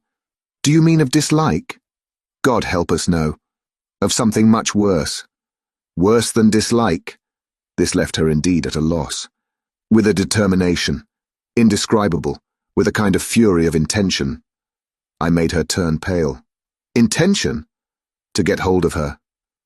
Mrs. Gross, her eyes just lingering on mine, gave a shudder and walked to the window, and while she stood there looking out, I completed my statement. "That's what Flora knows." After a little, she turned round. "The person was in black, you say?" "In mourning, rather poor, almost shabby. But yes, with extraordinary beauty." I now recognized to what I had at last, stroke by stroke, brought the victim of my confidence, for she quite visibly weighed this. "Oh, handsome, very, I insisted. Wonderfully handsome, but infamous." She slowly came back to me. Miss Jessel was infamous. She once more took my hand in both her own, holding it as tight as if to fortify me against the increase of alarm I might draw from this disclosure. "They were both infamous," she finally said. So for a little, we faced it once more together, and I found absolutely a degree of help in seeing it now so straight. "I appreciate," I said, "the great decency of your not having hitherto spoken, but the time has certainly come to give me the whole thing." She appeared to assent to this, but still only in silence, seeing which I went on. "I must have it now. Of what did she die? Come, there was something between them. There was everything, in spite of the difference. Oh, of their rank, their condition." She brought it woefully out. "She was a lady." I turned it over, I again saw. "Yes, she was a lady. And he so dreadfully below," said Mrs. Gross. I felt that I doubtless needn't press too hard in such company, on the place of a servant in the scale. But there was nothing to prevent an acceptance of my companion's own measure of my predecessor's abasement. There was a way to deal with that, and I dealt, the more readily for my full vision on the evidence of our employer's late clever, good-looking own man, impudent, assured, spoiled, depraved. The fellow was a hound. Mrs. Gross considered as if it were perhaps a little a case for a sense of shades. "I've never seen one like him. He did what he wished. With her. With them all." It was as if now in my friend's own eyes Miss Jessel had again appeared. I seemed at any rate for an instant to see their evocation of her as distinctly as I had seen her by the pond, and I brought out with decision. It must have been also what she wished. Mrs. Gross's face signified that it had been indeed, but she said at the same time, "Poor woman, she paid for it." Then you do know what she died of? I asked. No, I know nothing. I wanted not to know. I was glad enough I didn't, and I thanked heaven she was well out of this. Yet you had then your idea of her real reason for leaving? Oh yes, as to that. She couldn't have stayed. Fancy it here for a governess. And afterward I imagined, and I still imagine, and what I imagine is dreadful. Not so dreadful as what I do, I replied, on which I must have shown her, as I was indeed but too conscious, a front of miserable defeat. It brought out again all her compassion for me, and at the renewed touch of her kindness my power to resist broke down. I burst as I had the other time, made her burst into tears. She took me to her motherly breast, and my lamentation overflowed. "I don't do it," I sobbed in despair. "I don't save or shield them. It's far worse than I dreamed. They're lost." Chapter 8. What I had said to Mrs. Grose was true enough. There were in the matter I had put before her depths and possibilities that I lacked resolution to sound, so that when we met once more in the wonder of it, we were of a common mind about the duty of resistance to extravagant fancies. We were to keep our heads if we should keep nothing else, difficult indeed as that might be in the face of what in our prodigious experience was least to be questioned. Late that night, while the house slept, we had another talk in my room, when she went all the way with me as to its being beyond doubt that I had seen exactly what I had seen.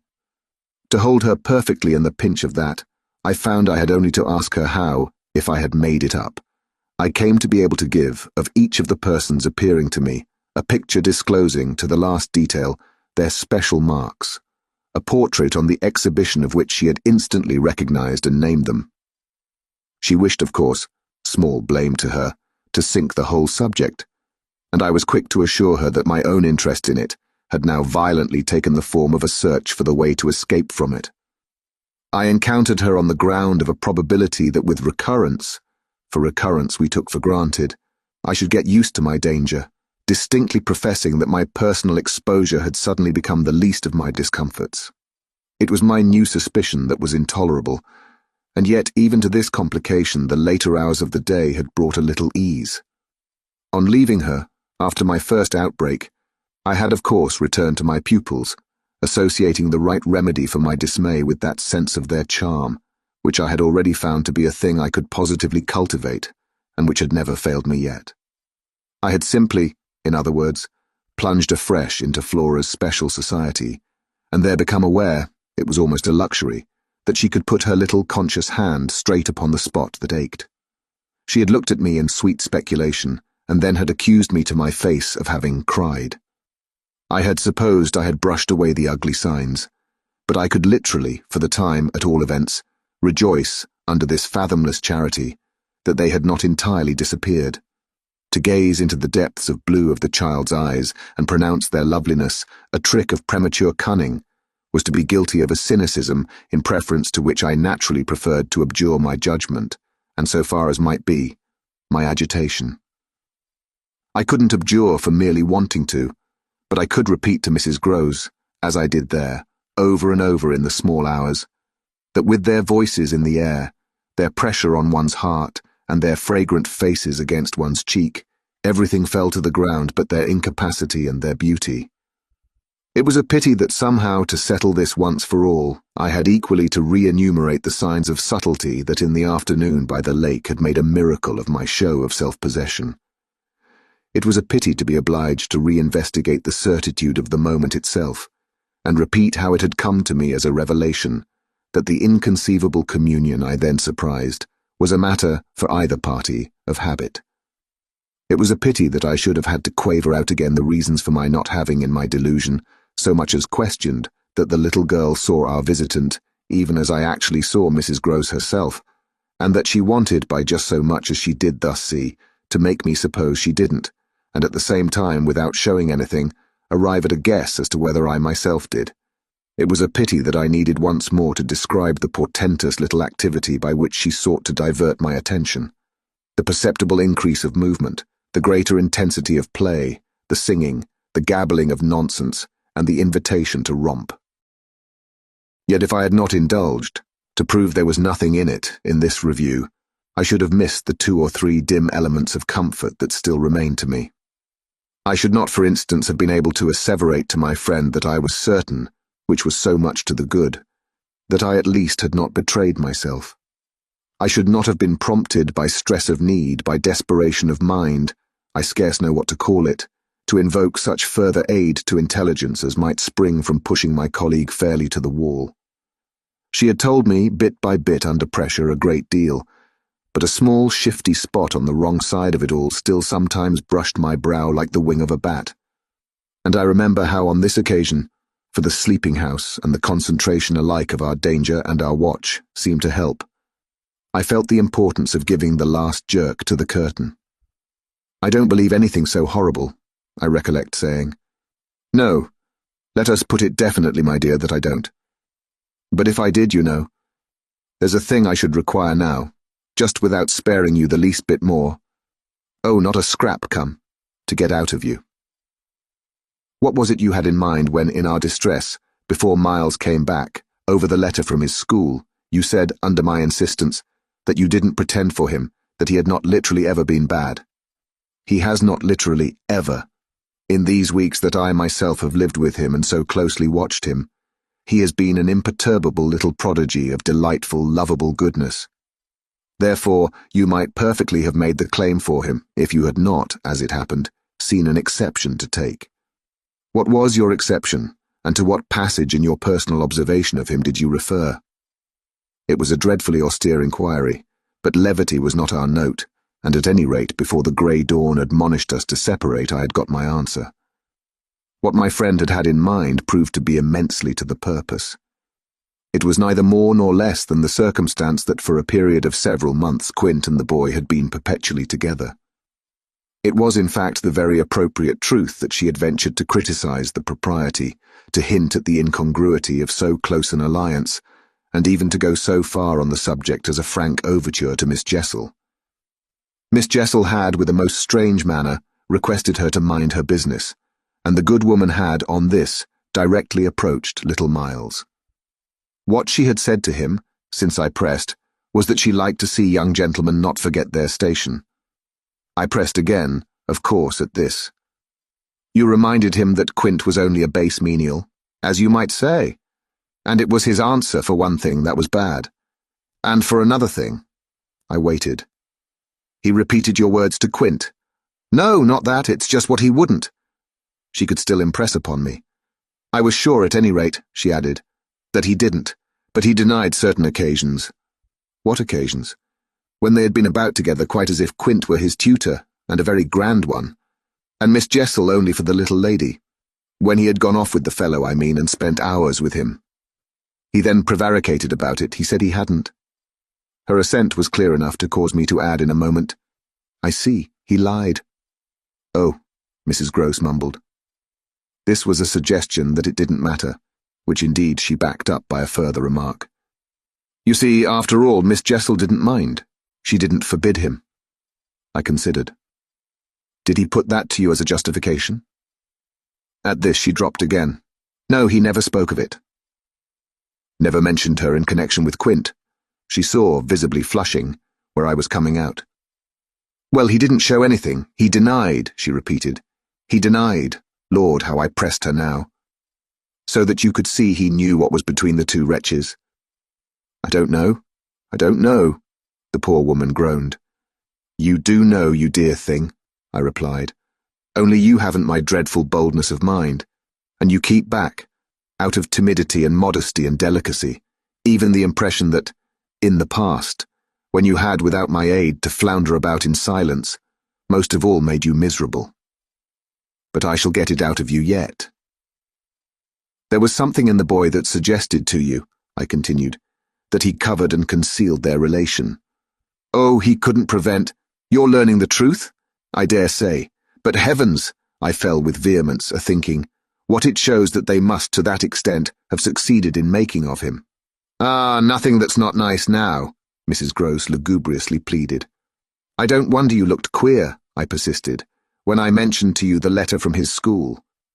I doubt if I looked as queer as you, she retorted with homely force. And if he was so bad, then as that comes to, how is he such an angel now? Yes, indeed.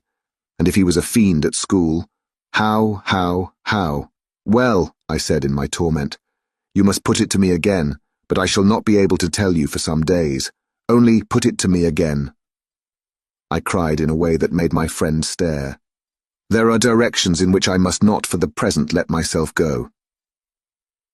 Meanwhile, I returned to her first example, the one to which she had just previously referred, of the boy's happy capacity for an occasional slip.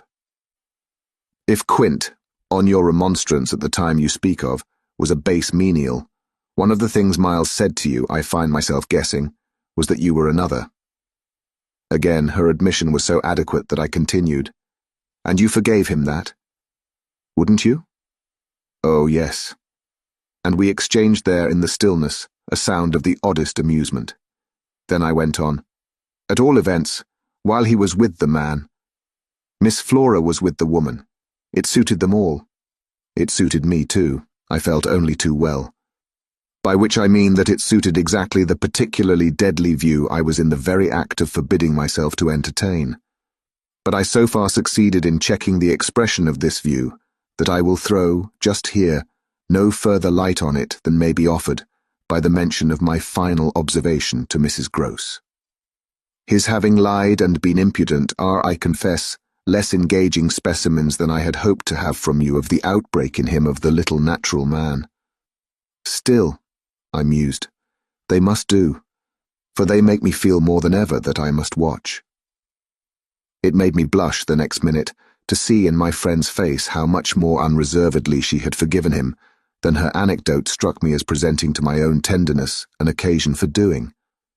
This came out when at the schoolroom door she quitted me. Surely you don't accuse him of carrying on an intercourse that he conceals from me? Ah, remember that, until further evidence, I now accuse nobody. Then, before shutting her out to go, by another passage to her own place, I must just wait, I wound up. Chapter 9. I waited, and the days as they elapsed took something from my consternation. A very few of them, in fact, passing in constant sight of my pupils without a fresh incident, sufficed to give to grievous fancies, and even to odious memories, a kind of brush of the sponge. I have spoken of the surrender to their extraordinary childish grace as a thing I could actively cultivate, and it may be imagined if I neglected now to address myself to this source for whatever it would yield. Stranger than I can express, certainly, was the effort to struggle against my new lights. It would doubtless have been, however, a great attention still had it not been so frequently successful. I used to wonder how my little charges could help guessing that I thought strange things about them. And the circumstances that these things only made them more interesting was not by itself a direct aid to keeping them in the dark. I trembled lest they should see that they were so immensely more interesting. Putting things at the worst at all events, as in meditation I so often did, any clouding of their innocence could only be, blameless and foredoomed as they were, a reason the more for taking risks. There were moments when, by an irresistible impulse, I found myself catching them up and pressing them to my heart. As soon as I had done so, I used to say to myself, what will they think of that? Doesn't it betray too much? It would have been easy to get into a sad, wild tangle about how much I might betray. But the real account, I feel, of the hours of peace that I could still enjoy was that the immediate charm of my companions was a beguilement still effective even under the shadow of the possibility that it was studied. For if it occurred to me that I might occasionally excite suspicion by the little outbreaks of my sharper passion for them, so too I remember wondering if I mightn't see a queerness in the traceable increase of their own demonstrations. They were at this period extravagantly and preternaturally fond of me, which after all I could reflect was no more than a graceful response in children perpetually bowed over and hugged. The homage of which they were so lavish succeeded in truth for my nerves, quite as well as if I never appeared to myself, as I may say, literally to catch them at a purpose in it. They had never, I think, wanted to do so many things for their poor protectress. I mean, though they got their lessons better and better, which was naturally what would please her most, in the way of diverting, entertaining, surprising her, reading her passages, telling her stories, acting her charades, pouncing out at her in disguises, as animals and historical characters, and above all, astonishing her by the pieces they had secretly got by heart and could interminably recite. I should never get to the bottom, were I to let myself go even now, of the prodigious private commentary, all under still more private correction, with which in these days I overscored their full hours. They had shown me from the first a facility for everything, a general faculty which, taking a fresh start, achieved remarkable flights. They got their little tasks as if they loved them, and indulged from the mere exuberance of the gift in the most unimposed little miracles of memory. They not only popped out at me as tigers and as Romans, but as Shakespeareans, astronomers, and navigators. This was so singularly the case that it had presumably much to do with the fact as to which, at the present day, I am at a loss for a different explanation. I allude to my unnatural composure on the subject of another school for Miles. What I remember is that I was content not for the time to open the question, and that contentment must have sprung from the sense of his perpetually striking show of cleverness. He was too clever for a bad governess, for a parson's daughter to spoil. And the strangest, if not the brightest thread in the pensive embroidery I just spoke of, was the impression I might have got, if I had dared to work it out, that he was under some influence operating in his small intellectual life as a tremendous incitement. If it was easy to reflect, however, that such a boy could postpone school, it was at least as marked that for such a boy to have been kicked out by a schoolmaster was a mystification without end. Let me add that in their company now, and I was careful almost never to be out of it, I could follow no scent very far. We lived in a cloud of music and love and success and private theatricals. The musical sense in each of the children was of the quickest, but the elder in especial had a marvellous knack of catching and repeating. The schoolroom piano broke into all gruesome fancies, and when that failed, there were confabulations in corners, with a sequel of one of them going out in the highest spirits in order to come in as something new. I had had brothers myself, and it was no revelation to me that little girls could be slavish idolaters of little boys. What surpassed everything was that there was a little boy in the world who could have for the inferior age, sex, and intelligence so fine a consideration. They were extraordinarily at one, and to say that they never either quarrelled or complained is to make the note of praise coarse for their quality of sweetness. Sometimes, indeed, when I dropped into coarseness, I perhaps came across traces of little understandings between them, by which one of them should keep me occupied, while the other slipped away. There is a naïf side, I suppose, in all diplomacy, but if my pupils practised upon me, it was surely with the minimum of grossness. It was all in the other quarter that after a lull the grossness broke out. I find that I really hang back, but I must take my plunge. In going on with the record of what was hideous at Bly, I not only challenged the most liberal faith, for which I little care, but, and this is another matter, I renew what I myself suffered. I again push my way through it to the end. There came suddenly an hour after which, as I look back, the affair seems to me to have been all pure suffering, but I have at least reached the heart of it, and the straightest road out is doubtless to advance. One evening, with nothing to lead up or to prepare it, I felt the cold touch of the impression that had breathed on me the night of my arrival, and which, much lighter then, as I have mentioned, I should probably have made little of in memory had my subsequent sojourn been less agitated. I had not gone to bed. I sat reading by a couple of candles. There was a room full of old books at Bly, last-century fiction, some of it, which, to the extent of a distinctly deprecated renown, but never to so much as that of a stray specimen, had reached the sequestered home and appealed to the unavowed curiosity of my youth. I remember that the book I had in my hand was Fielding's Amelia, also that I was wholly awake. I recall further both a general conviction that it was horribly late and a particular objection to looking at my watch. I figure, finally, that the white curtain draping in the fashion of those days, the head of Flora's little bed, shrouded, as I had assured myself long before, the perfection of childish rest. I recollect in short that, though I was deeply interested in my author, I found myself, at the turn of a page and with his spell all scattered, looking straight up from him and hard at the door of my room. There was a moment during which I listened, reminded of the faint sense I had had the first night of there being something undefinably astir in the house, and noted the soft breath of the open casement just move the half-drawn blind. Then, with all the marks of a deliberation that must have seemed magnificent had there been anyone to admire it, I laid down my book, rose to my feet, and taking a candle, went straight out of the room and from the passage, on which my light made little impression, noiselessly closed and locked the door. I can say now neither what determined nor what guided me, but I went straight along the lobby, holding my candle high, till I came within sight of the tall window that presided over the great turn of the staircase. At this point, I precipitately found myself aware of three things. They were practically simultaneous, yet they had flashes of succession. My candle, under a bold flourish, went out, and I perceived, by the uncovered window, that the yielding dusk of earliest morning rendered it unnecessary. Without it, the next instant, I saw that there was someone on the stair. I speak of sequences, but I required no lapse of seconds to stiffen myself for a third encounter with Quint.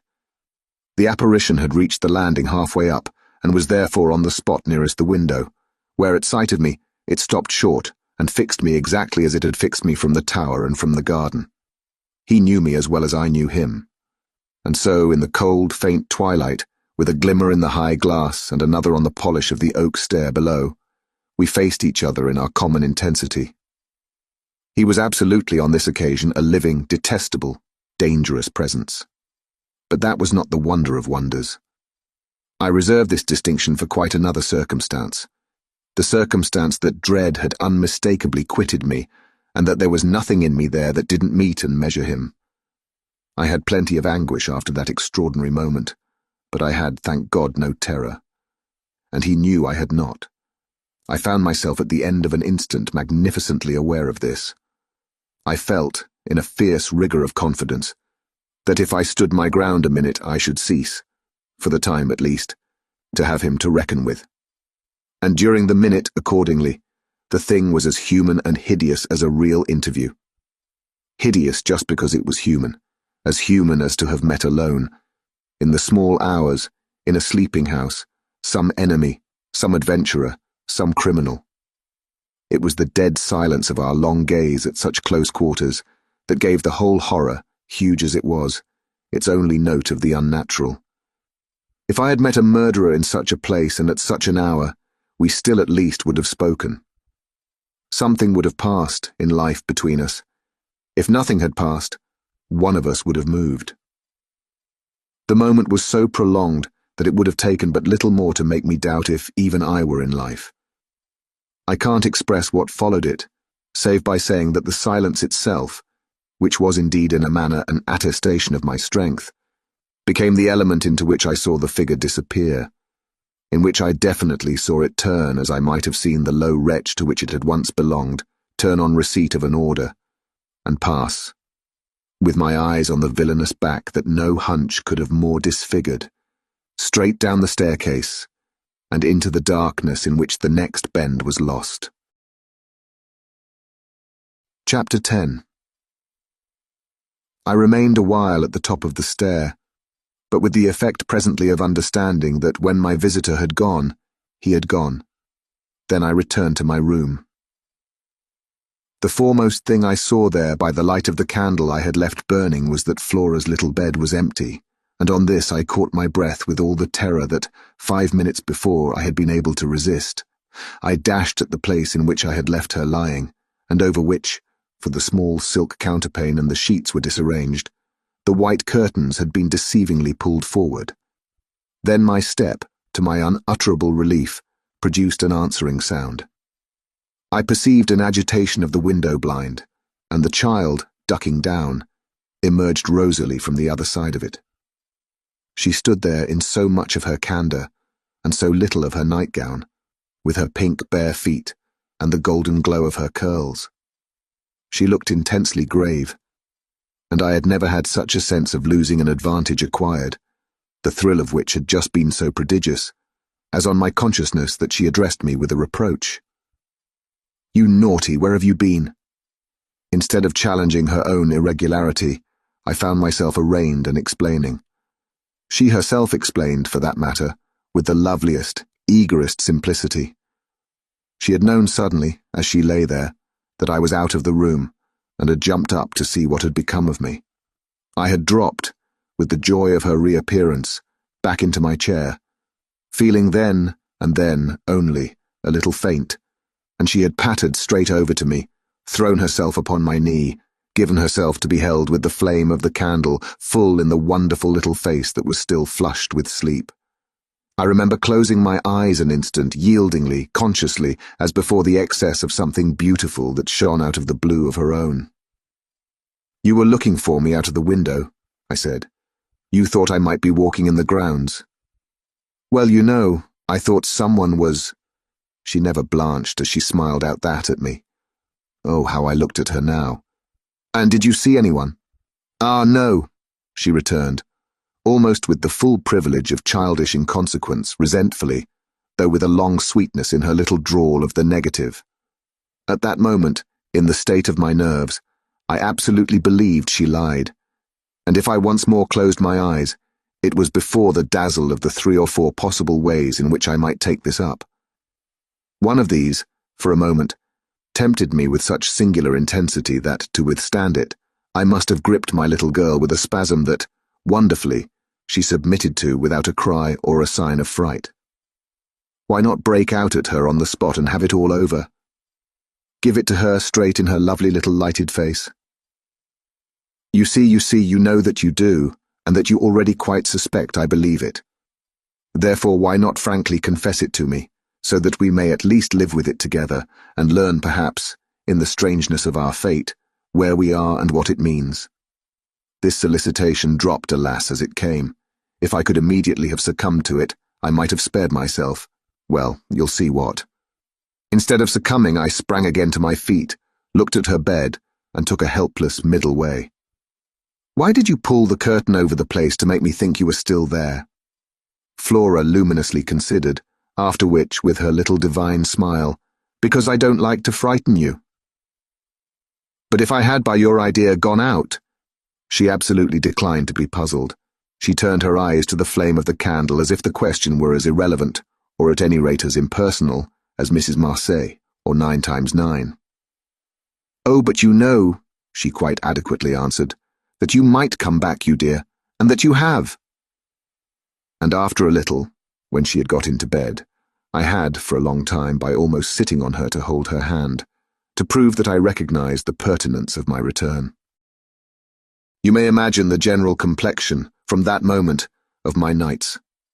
I repeatedly sat up till I didn't know when. I selected moments when my roommate unmistakably slept and, stealing out, took noiseless turns in the passage, and even pushed as far as to where I had last met Quint. But I never met him there again, and I may as well say at once that I on no other occasion saw him in the house. I just missed, on the staircase on the other hand, a different adventure. Looking down it from the top, I once recognized the presence of a woman seated on one of the lower steps, with her back presented to me, her body half bowed, and her head in an attitude of woe, in her hands. I had been there but an instant, however, when she vanished without looking round at me.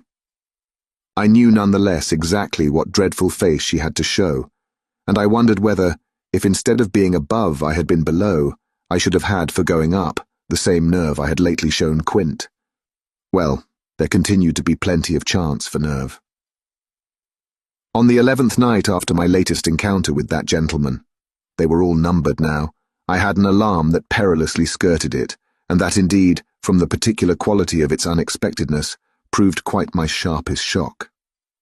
It was precisely the first night during this series that, weary with watching, I had felt that I might again without laxity lay myself down at my old hour. I slept immediately, and as I afterward knew, till about 1 o'clock. But when I woke, it was to sit straight up, as completely roused as if a hand had shook me. I had left a light burning, but it was now out, and I felt an instant certainty that Flora had extinguished it. This brought me to my feet and straight, in the darkness, to her bed, which I found she had left. A glance at the window enlightened me further, and the striking of a match completed the picture. The child had again got up, this time blowing out the taper, and had again, for some purpose of observation or response, squeezed in behind the blind and was peering out into the night. That she now saw, as she had not, I had satisfied myself the previous time, was proved to me by the fact that she was disturbed neither by my re-illumination nor by the haste I made to get into slippers and into a wrap. Hidden, protected, absorbed, she evidently rested on the sill. The casement opened forward and gave herself up. There was a great still moon to help her, and this fact had counted in my quick decision. She was face to face with the apparition we had met at the lake, and could now communicate with it as she had not then been able to do. What I, on my side, had to care for was, without disturbing her, to reach, from the corridor, some other window in the same quarter. I got to the door without her hearing me. I got out of it, closed it, and listened from the other side for some sound from her. While I stood in the passage, I had my eyes on her brother's door, which was but 10 steps off, and which, indescribably, produced in me a renewal of the strange impulse that I lately spoke of as my temptation. What if I should go straight in and march to his window? What if, by risking to his boyish bewilderment a revelation of my motive, I should throw across the rest of the mystery the long halter of my boldness? This thought held me sufficiently to make me cross to his threshold and pause again. I preternaturally listened. I figured to myself what might portentously be. I wondered if his bed were also empty, and he too was secretly at watch. It was a deep, soundless minute, at the end of which my impulse failed. He was quiet. He might be innocent. The risk was hideous. I turned away. There was a figure in the grounds, a figure prowling for a sight, the visitor with whom Flora was engaged, but it was not the visitor most concerned with my boy.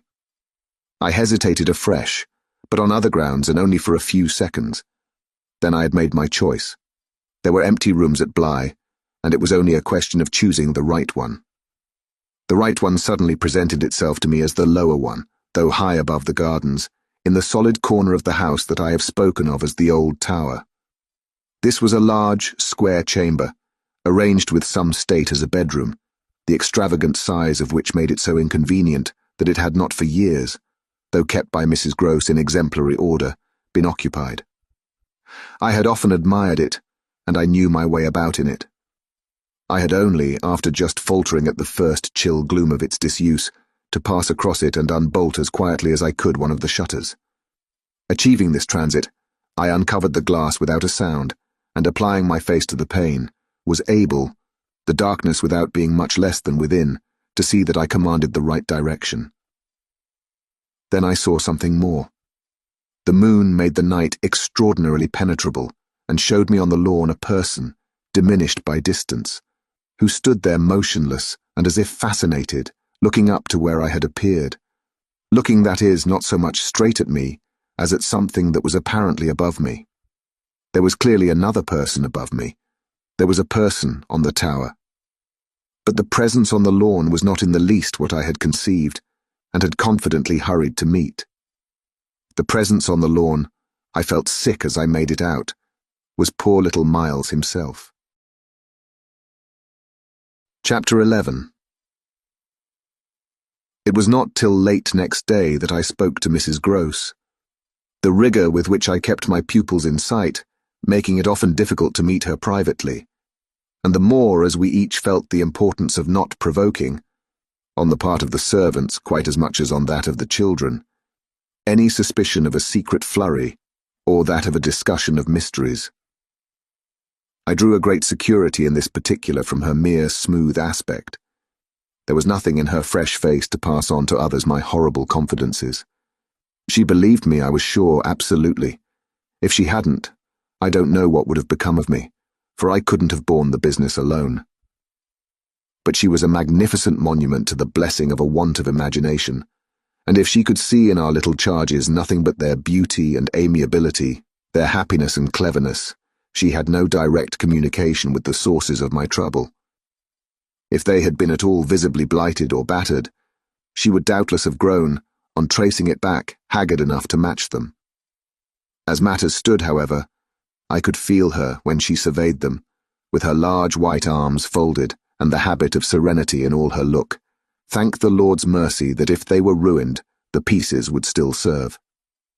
Flights of fancy gave place, in her mind, to a steady fireside glow, and I had already begun to perceive how, with the development of the conviction that, as time went on without a public accident, our young things could, after all, look out for themselves, she addressed her greatest solicitude to the sad case presented by their instructress. That, for myself, was a sound simplification. I could engage that, to the world, my face should tell no tales, but it would have been, in the conditions, an immense added strain to find myself anxious about hers. At the hour I now speak of, she had joined me, under pressure, on the terrace, where, with the lapse of the season, the afternoon sun was now agreeable.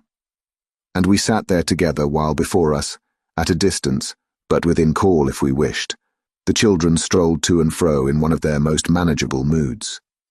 They moved slowly, in unison, below us, over the lawn, the boy as they went, reading aloud from a storybook and passing his arm round his sister to keep her quite in touch. Mrs. Grose watched them with positive placidity. Then I caught the suppressed intellectual creak with which she conscientiously turned to take from me a view of the back of the tapestry. I had made her a receptacle of lurid things, but there was an odd recognition of my superiority, my accomplishments and my function, in her patience under my pain. She offered her mind to my disclosures as, had I wished to mix a witch's broth and proposed it with assurance, she would have held out a large, clean saucepan. This had become thoroughly her attitude by the time that, in my recital of the events of the night, I reached the point of what Miles had said to me when, after seeing him at such a monstrous hour, almost on the very spot where he happened now to be, I had gone down to bring him in, choosing then at the window with a concentrated need of not alarming the house, rather that method than a signal more resonant. I had left her meanwhile in little doubt of my small hope of representing with success, even to her actual sympathy, my sense of the real splendor of the little inspiration with which, after I had got him into the house, the boy met my final articulate challenge. As soon as I appeared in the moonlight on the terrace, he had come to me as straight as possible, on which I had taken his hand without a word, and led him through the dark spaces, up the staircase where Quint had so hungrily hovered for him, along the lobby where I had listened and trembled, and so to his forsaken room. Not a sound on the way had passed between us, and I had wondered, oh how I had wondered, if he were groping about in his little mind for something plausible and not too grotesque. It would tax his invention, certainly, and I felt this time over his real embarrassment, a curious thrill of triumph. It was a sharp trap for the inscrutable. He couldn't play any longer at innocence, so how the deuce would he get out of it? There beat in me indeed, with the passionate throb of this question, an equal dumb appeal as to how the deuce I should. I was confronted at last, as never yet, with all the risk attached even now to sounding my own horrid note. I remember, in fact, that as we pushed into his little chamber, where the bed had not been slept in at all, and the window, uncovered to the moonlight, made the place so clear that there was no need of striking a match. I remember how I suddenly dropped, sank upon the edge of the bed from the force of the idea that he must know how he really, as they say, had me. He could do what he liked, with all his cleverness to help him, so long as I should continue to defer to the old tradition of the criminality of those caretakers of the young who minister to superstitions and fears. He had me indeed, and in a cleft stick. For who would ever absolve me, who would consent that I should go unhung, if, by the faintest tremor of an overture, I were the first to introduce into our perfect intercourse an element so dire? No, no. It was useless to attempt to convey to Mrs. Grose, just as it is scarcely less so to attempt to suggest here, how, in our short, stiff brush in the dark, he fairly shook me with admiration. I was, of course, thoroughly kind and merciful. Never, never yet had I placed on his little shoulders hands of such tenderness as those with which, while I rested against the bed, I held him there well under fire. I had no alternative but, in form at least, to put it to him. "You must tell me now, and all the truth. What did you go out for? What were you doing there?" I can still see his wonderful smile, the whites of his beautiful eyes, and the uncovering of his little teeth shine to me in the dusk. "If I tell you why, will you understand?" My heart, at this, leaped into my mouth. Would he tell me why? I found no sound on my lips to press it, and I was aware of replying only with a vague, repeated, grimacing nod. He was gentleness itself, and while I wagged my head at him, he stood there more than ever a little fairy prince. It was his brightness indeed that gave me a respite. Would it be so great if he were really going to tell me? "Well," he said at last, "just exactly in order that you should do this." "Do what?" "Think me, for a change, bad." I shall never forget the sweetness and gaiety with which he brought out the word, nor how, on top of it, he bent forward and kissed me. It was practically the end of everything. I met his kiss, and I had to make, while I folded him for a minute in my arms. The most stupendous effort not to cry. He had given exactly the account of himself that permitted least of my going behind it, and it was only with the effect of confirming my acceptance of it that, as I presently glanced about the room, I could say, "Then you didn't undress at all?" He fairly glittered in the gloom. "Not at all. I sat up and read." "And when did you go down?" "At midnight. When I'm bad, I am bad." I see, it's charming. But how could you be sure I would know it?" "Oh, I arranged that with Flora." His answers rang out with a readiness. "She was to get up and look out." "Which is what she did do. It was I who fell into the trap. So she disturbed you, and to see what she was looking at, you also looked, you saw. While you," I concurred, "caught your death in the night air." He literally bloomed so from this exploit that he could afford radiantly to assent. "How otherwise should I have been bad enough?" he asked. Then, after another embrace, the incident and our interview closed on my recognition of all the reserves of goodness that, for his joke, he had been able to draw upon.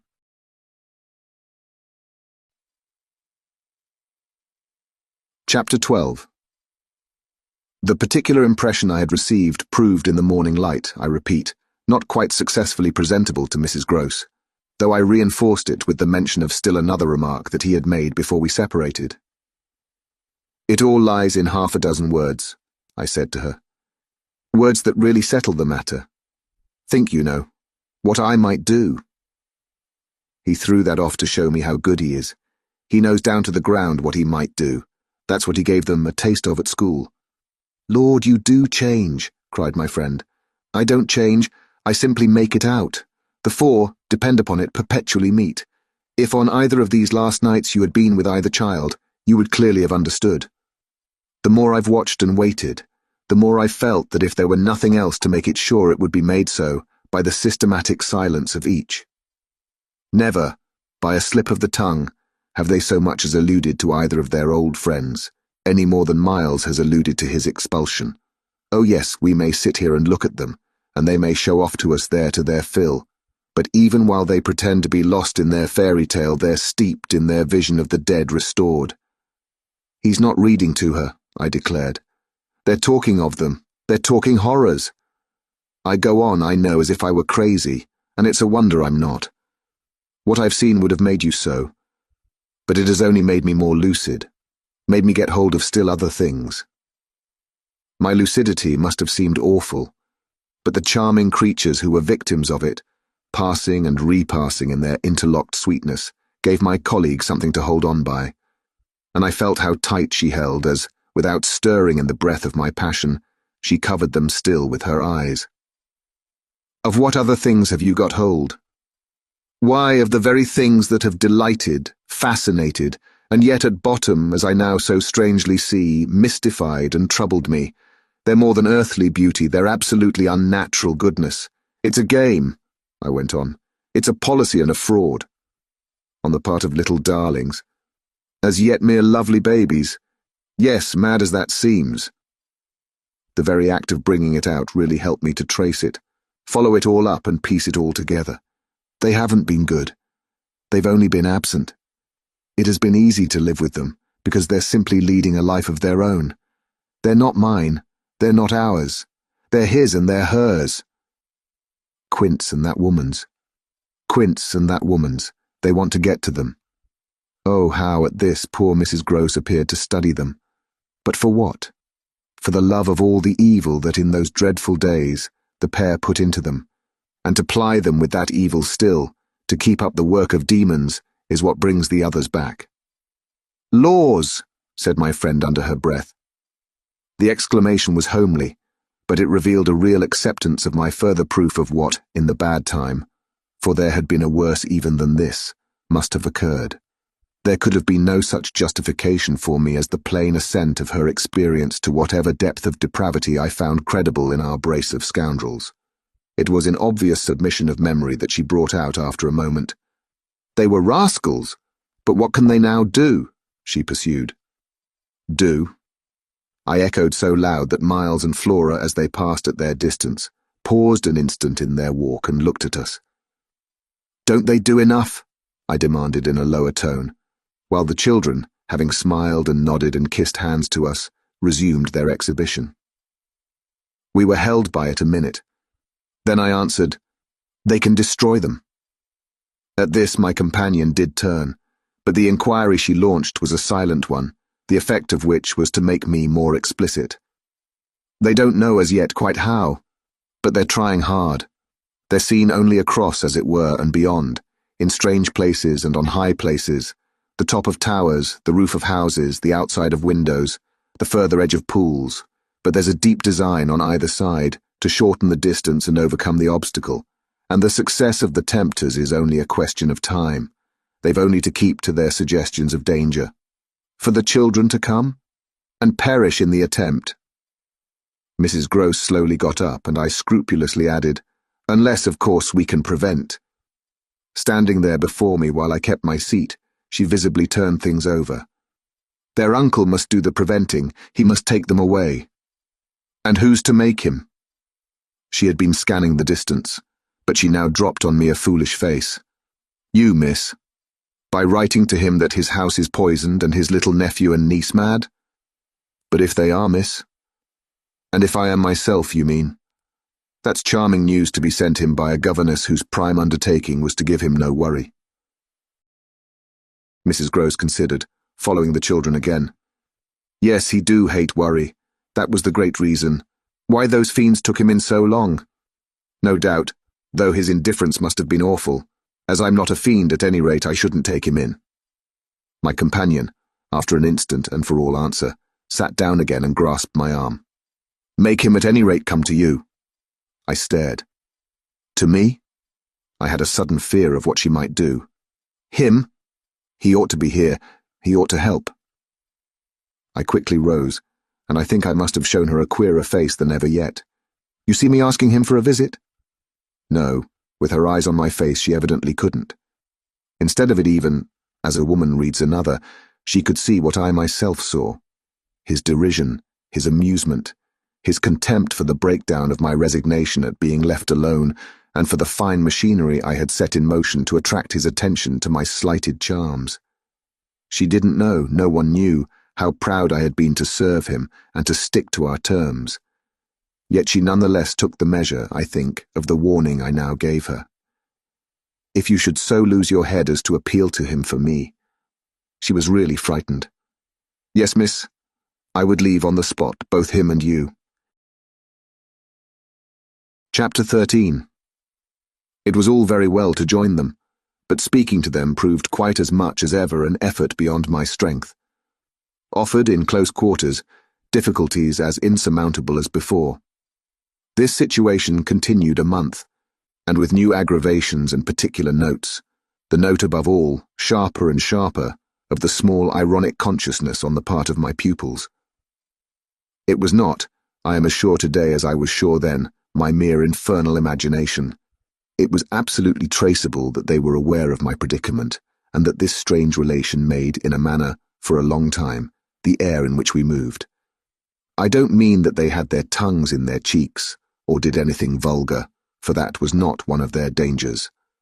I do mean, on the other hand, that the element of the unnamed and untouched became, between us, greater than any other, and that so much avoidance could not have been so successfully effected without a great deal of tacit arrangement.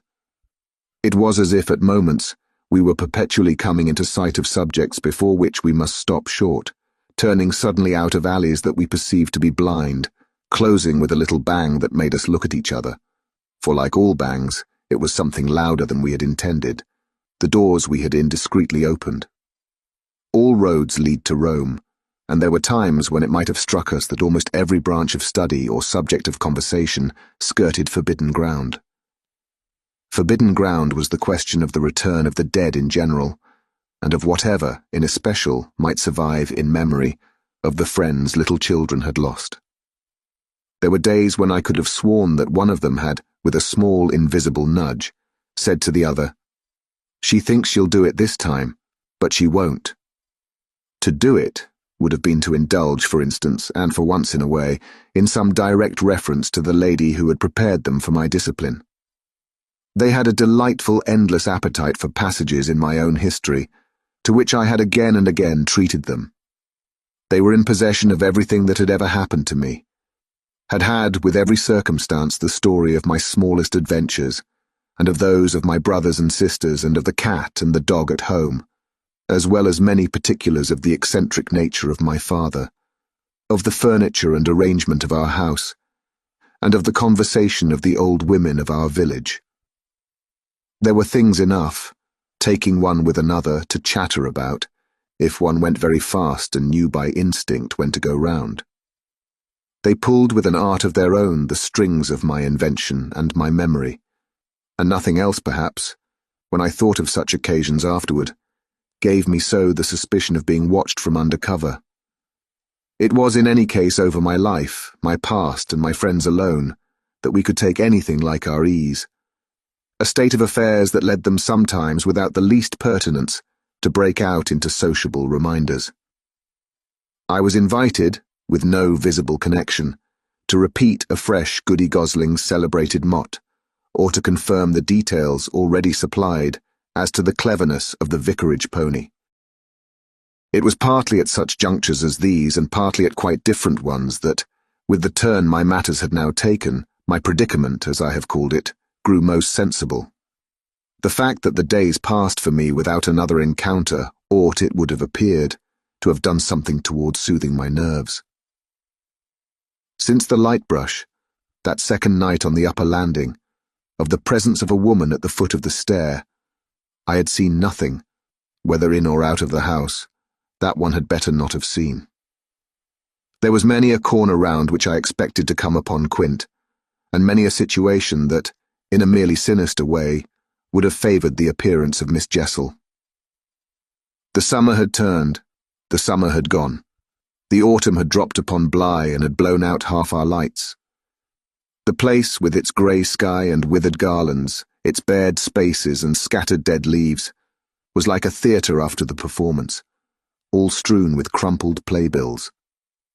There were exactly states of the air, conditions of sound and of stillness, unspeakable impressions of the kind of ministering moment that brought back to me, long enough to catch it, the feeling of the medium in which that June evening out of doors I had had my first sight of Quint, and in which too at those other instants I had, after seeing him through the window, looked for him in vain in the circle of shrubbery. I recognized the signs, the portents, I recognized the moment, the spot, but they remained unaccompanied and empty, and I continued unmolested. If unmolested one could call a young woman whose sensibility had, in the most extraordinary fashion, not declined but deepened. I had said in my talk with Mrs. Gross on that horrid scene of Flora's by the lake, and had perplexed her by so saying, that it would from that moment distress me much more to lose my power than to keep it. I had then expressed what was vividly in my mind, the truth that, whether the children really saw or not, since, that is, it was not yet definitely proved, I greatly preferred, as a safeguard, the fullness of my own exposure. I was ready to know the very worst that was to be known. What I had then had an ugly glimpse of was that my eyes might be sealed just while theirs were most opened. Well, my eyes were sealed, it appeared, at present. A consummation for which it seemed blasphemous not to thank God. There was, alas, a difficulty about that. I would have thanked him with all my soul had I not had in a proportionate measure this conviction of the secret of my pupils. How can I retrace today the strange steps of my obsession? There were times of our being together when I would have been ready to swear that, literally in my presence, but with my direct sense of it closed, they had visitors who were known and were welcome. Then it was that, had I not been deterred by the very chance that such an injury might prove greater than the injury to be averted, my exultation would have broken out. They're here, you little wretches," I would have cried, "and you can't deny it now." The little wretches denied it, with all the added volume of their sociability and their tenderness, in just the crystal depths of which, like the flash of a fish in a stream, the mockery of their advantage peeped up. The shock, in truth, had sunk into me still deeper than I knew on the night when, looking out to see either Quint or Miss Jessel under the stars, I had beheld the boy over whose rest I watched, and who had immediately brought in with him, had straightway there turned it on me, the lovely upward look with which from the battlements above me the hideous apparition of Quint had played. If it was a question of a scare, my discovery on this occasion had scared me more than any other, and it was in the condition of nerves produced by it that I made my actual inductions. They harassed me so that sometimes, at odd moments, I shut myself up audibly to rehearse. It was at once a fantastic relief and a renewed despair. The manner in which I might come to the point. I approached it from one side and the other, while in my room I flung myself about, but I always broke down in the monstrous utterance of names.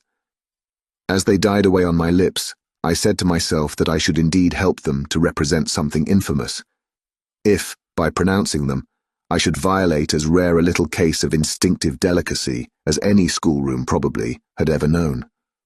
When I said to myself, "They have the manners to be silent, and you, trusted as you are, the baseness to speak," I felt myself crimson, and I covered my face with my hands. After these secret scenes I chattered more than ever, going on volubly enough till one of our prodigious, palpable hushes occurred. I can call them nothing else. The strange, dizzy lift or swim, I try for terms, into a stillness, a pause of all life, that had nothing to do with the more or less noise that at the moment we might be engaged in making, and that I could hear through any deepened exhilaration or quickened recitation or louder strum of the piano. Then it was that the others, the outsiders, were there. Though they were not angels, they passed, as the French say, causing me, while they stayed, to tremble with the fear of their addressing to their younger victims some yet more infernal message or more vivid image than they had thought good enough for myself. What it was most impossible to get rid of was the cruel idea that, whatever I had seen, Miles and Flora saw more, things terrible and unguessable, and that sprang from dreadful passages of intercourse in the past. Such things naturally left on the surface, for the time, a chill which we vociferously denied that we felt. And we had, all three with repetition, got into such splendid training that we went, each time, almost automatically, to mark the close of the incident, through the very same movements. It was striking of the children, at all events, to kiss me inveterately with a kind of wild irrelevance, and never to fail, one or the other, of the precious question that had helped us through many a peril. "When do you think he will come? Don't you think we ought to write?" There was nothing like that inquiry, we found by experience, for carrying off an awkwardness. He, of course, was their uncle in Harley Street, and we lived in much profusion of theory that he might at any moment arrive to mingle in our circle. It was impossible to have given less encouragement than he had done to such a doctrine, but if we had not had the doctrine to fall back upon, we should have deprived each other of some of our finest exhibitions. He never wrote to them. That may have been selfish, but it was a part of the flattery of his trust of me, for the way in which a man pays his highest tribute to a woman is apt to be, but by the more festal celebration of one of the sacred laws of his comfort. And I held that I carried out the spirit of the pledge, given not to appeal to him when I let my charges understand that their own letters were but charming literary exercises. They were too beautiful to be posted. I kept them myself. I have them all to this hour. This was a rule indeed which only added to the satiric effect of my being plied with the supposition that he might at any moment be among us.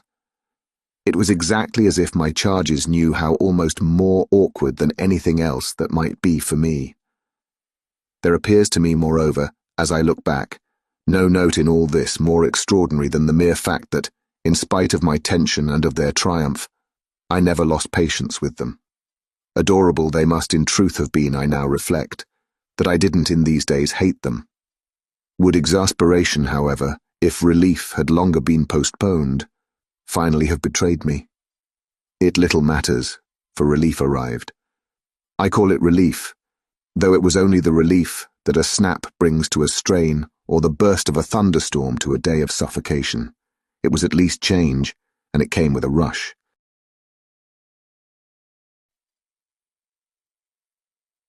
Chapter 14. Walking to church. A certain Sunday morning, I had little Miles at my side and his sister, in advance of us and at Mrs. Grose's, well in sight. It was a crisp, clear day, the first of its order for some time. The night had brought a touch of frost, and the autumn air, bright and sharp, made the church bells almost gay. It was an odd accident of thought that I should have happened at such a moment to be particularly and very gratefully struck with the obedience of my little charges. Why did they never resent my inexorable, my perpetual society? Something or other had brought nearer home to me that I had all but pinned the boy to my shawl, and that, in the way our companions were marshalled before me, I might have appeared to provide against some danger of rebellion. I was like a jailer with an eye to possible surprises and escapes.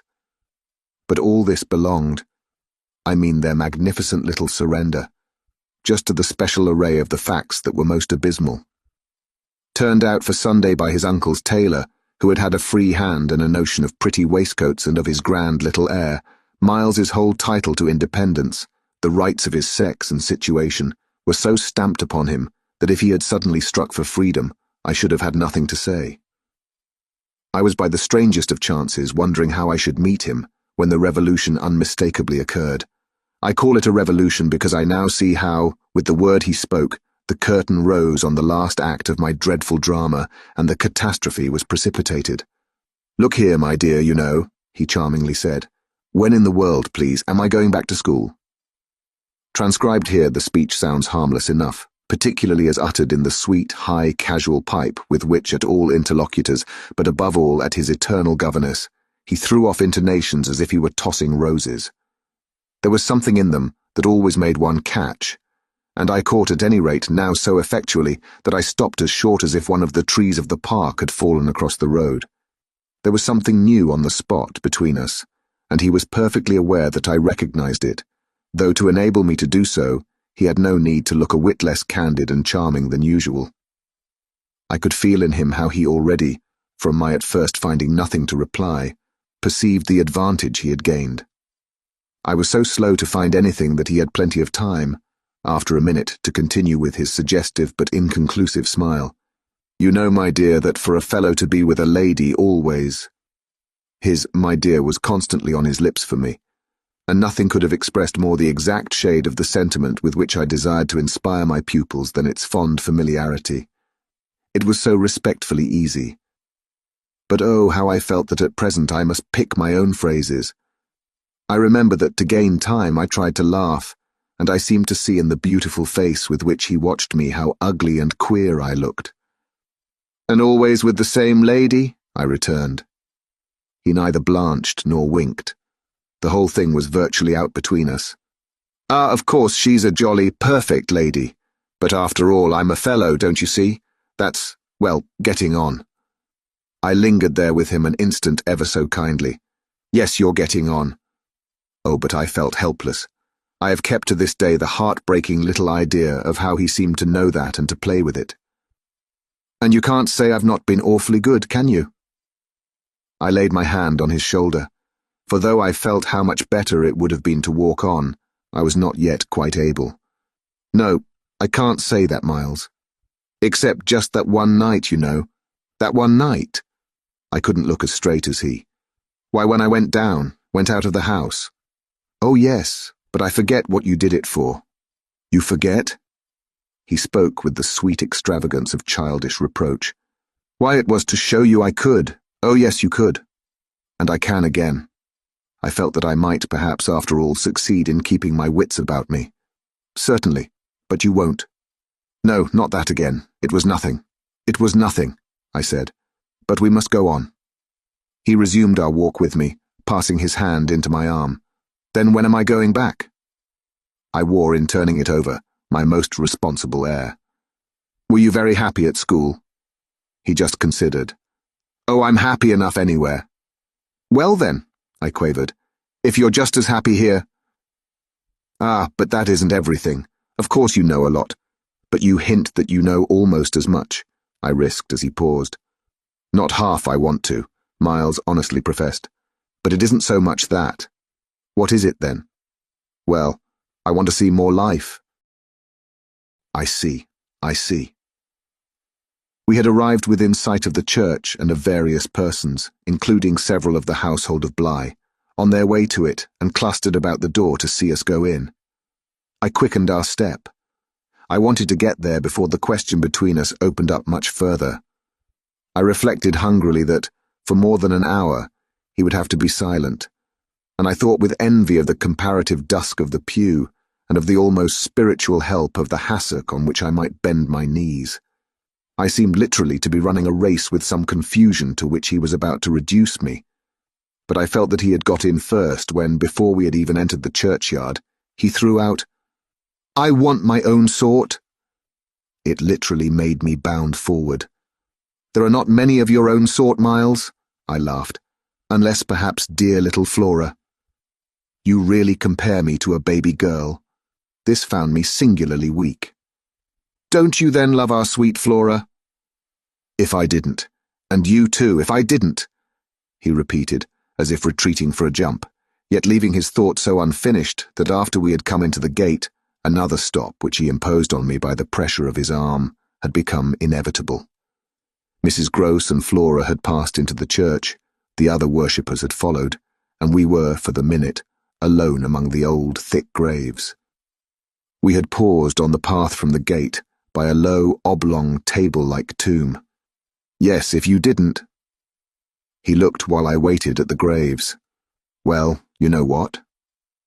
But he didn't move, and he presently produced something that made me drop straight down on the stone slab, as if suddenly to rest. "Does my uncle think what you think?" I markedly rested. "How do you know what I think?" "Ah, well, of course I don't, for it strikes me you never tell me. But I mean, does he know?" "Know what, Miles?" "Why, the way I'm going on." I perceived quickly enough that I could make to this inquiry no answer that would not involve something of a sacrifice of my employer. Yet it appeared to me that we were all, at Bly, sufficiently sacrificed to make that venial. "I don't think your uncle much cares." Miles on this stood looking at me. "Then don't you think he can be made to?" "In what way?" "Why, by his coming down." "But who'll get him to come down?" "I will," the boy said with extraordinary brightness and emphasis. He gave me another look charged with that expression, and then marched off alone into church.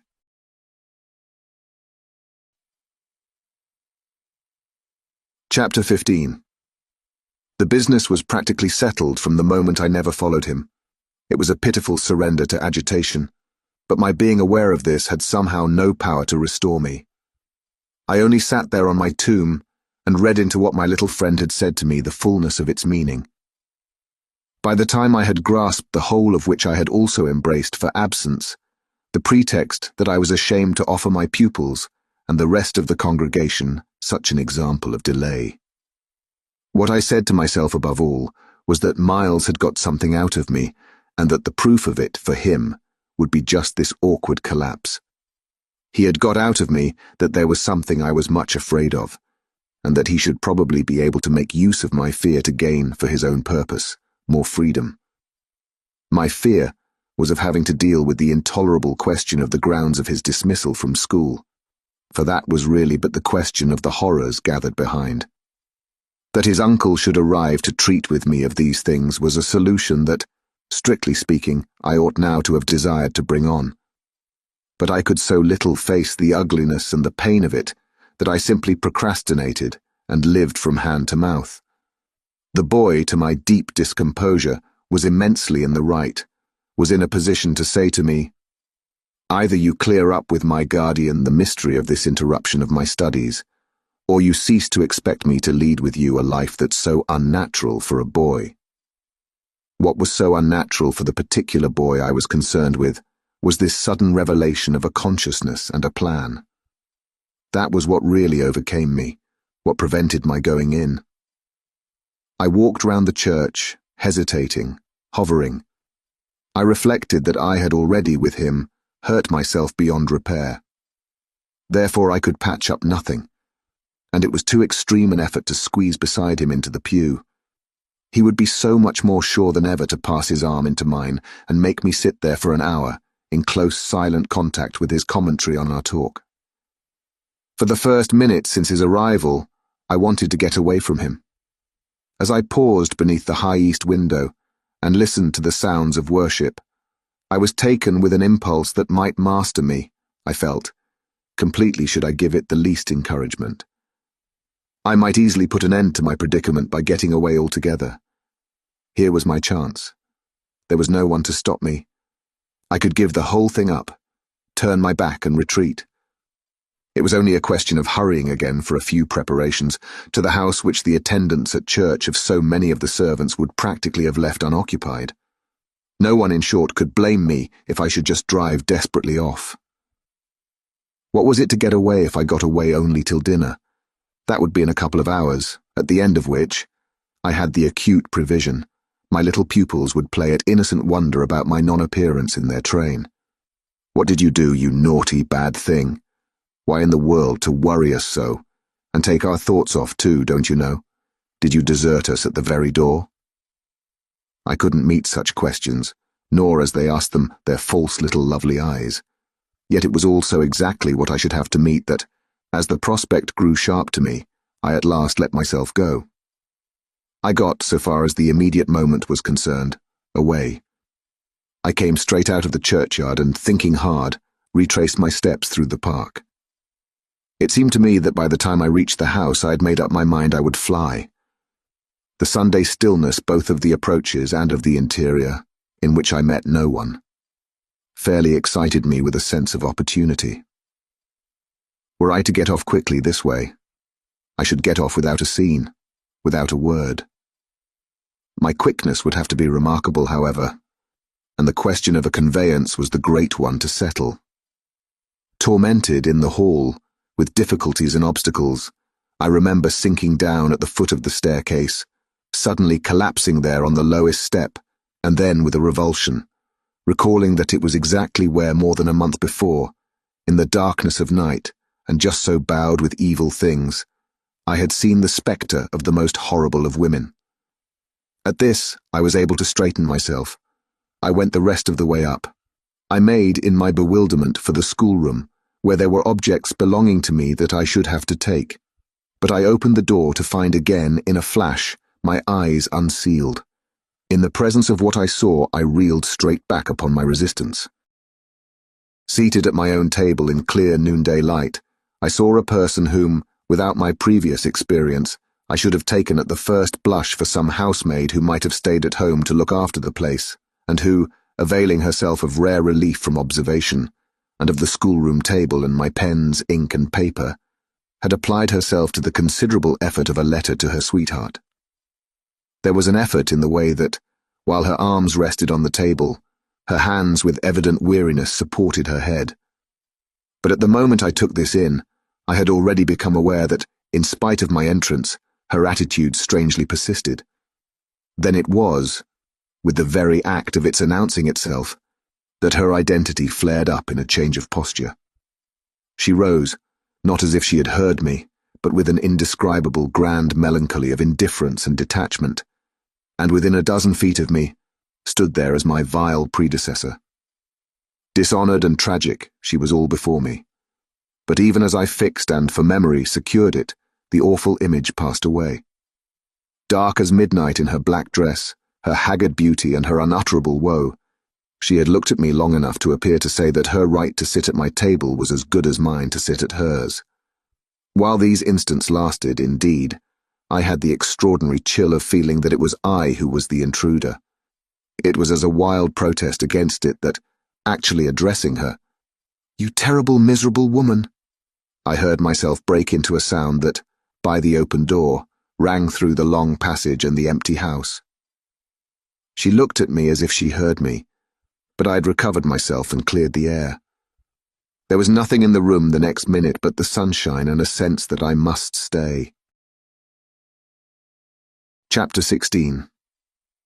I had so perfectly expected that the return of my pupils would be marked by a demonstration that I was freshly upset at having to take into account that they were dumb about my absence. Instead of gaily denouncing and caressing me, they made no allusion to my having failed them, and I was left, for the time, on perceiving that she too said nothing, to study Mrs. Gross's odd face.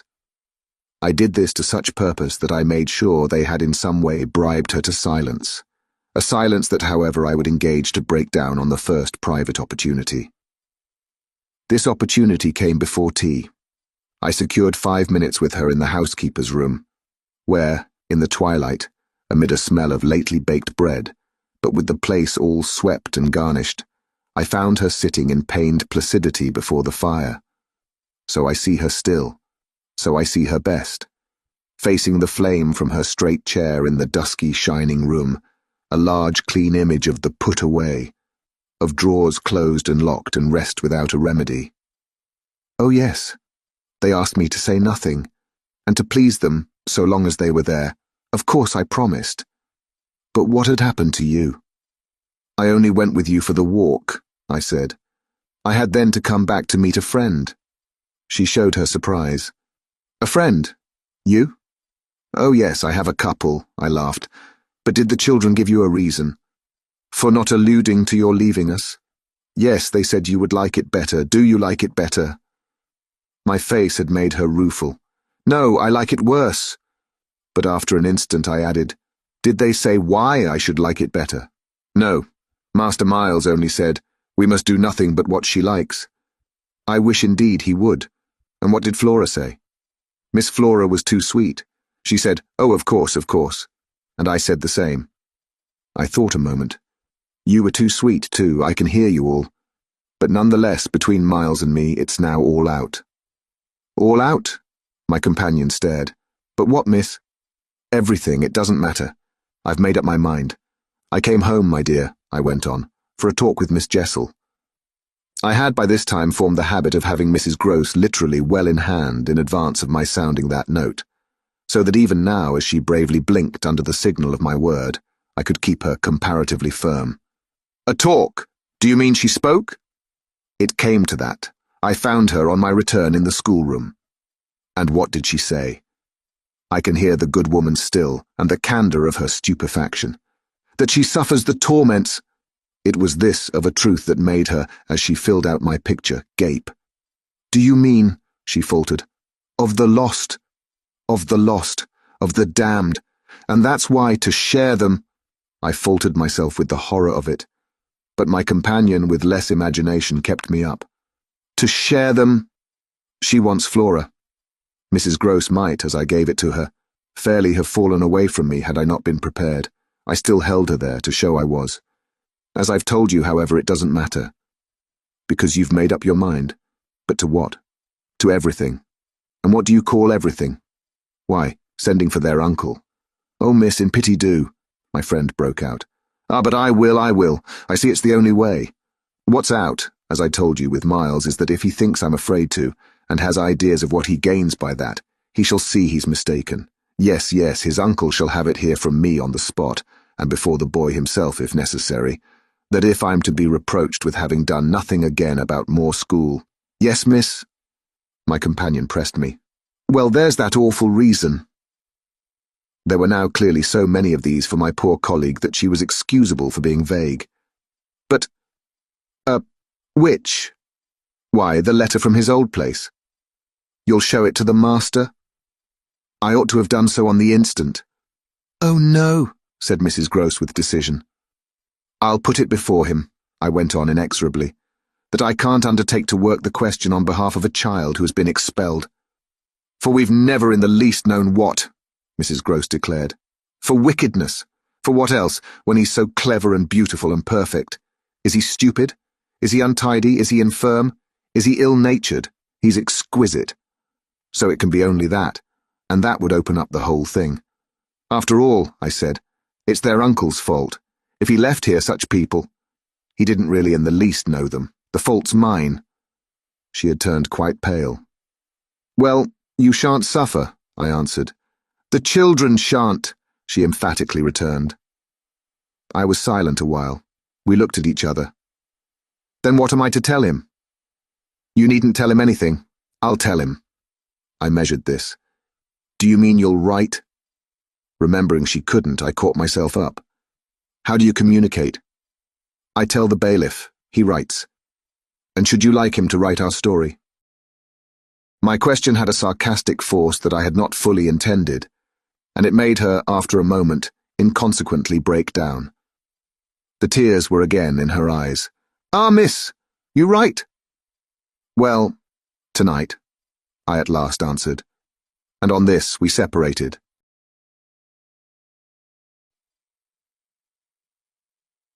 Chapter 17.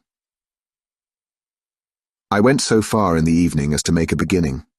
The weather had changed back, a great wind was abroad, and beneath the lamp in my room, with Flora at peace beside me, I sat for a long time before a blank sheet of paper and listened to the lash of the rain and the batter of the gusts. Finally I went out, taking a candle. I crossed the passage and listened a minute at Miles's door. What, under my endless obsession, I had been impelled to listen for was some betrayal of his not being at rest. And I presently caught one, but not in the form I had expected. His voice tinkled out. I say, you there, come in. It was a gaiety in the gloom. I went in with my light and found him in bed, very wide awake, but very much at his ease. Well, what are you up to? He asked with a grace of sociability in which it occurred to me that Mrs. Groves, had she been present, might have looked in vain for proof that anything was out. I stood over him with my candle. How did you know I was there? Why, of course I heard you. Did you fancy you made no noise? You're like a troop of cavalry. He beautifully laughed. Then you weren't asleep? Not much. I lie awake and think. I had put my candle, designedly, a short way off, and then, as he held out his friendly old hand to me, had sat down on the edge of his bed. What is it? I asked, that you think of? What in the world, my dear, but you? Ah, the pride I take in your appreciation doesn't insist on that. I had so far rather you slept. Well, I think also you know of this queer business of ours. I marked the coolness of his firm little hand. Of what queer business, Miles? Why, the way you bring me up, and all the rest. I fairly held my breath a minute, and even from my glimmering taper, there was light enough to show how he smiled up at me from his pillow. What do you mean by all the rest? Oh, you know. I could say nothing for a minute, though I felt as I held his hand and our eyes continued to meet, that my silence had all the air of admitting his charge, and that nothing in the whole world of reality was perhaps at that moment so fabulous as our actual relation. Certainly you shall go back to school, I said, if it be that troubles you. But not to the old place. We must find another, a better. How could I know it did trouble you, this question, when you never told me so, never spoke of it at all? His clear, listening face, framed in its smooth whiteness, made him for the minute as appealing as some wistful patient in a children's hospital, and I would have given, as the resemblance came to me, all I possessed on earth really to be the nurse or the sister of charity who might have helped to cure him. Well, even as it was, I perhaps might help. Do you know you've never said a word to me about your school?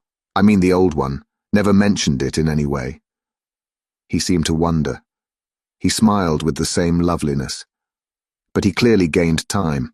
He waited. He called for guidance. Haven't I? It wasn't for me to help him.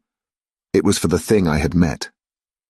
Something in his tone and the expression of his face, as I got this from him, set my heart aching with such a pang as it had never yet known.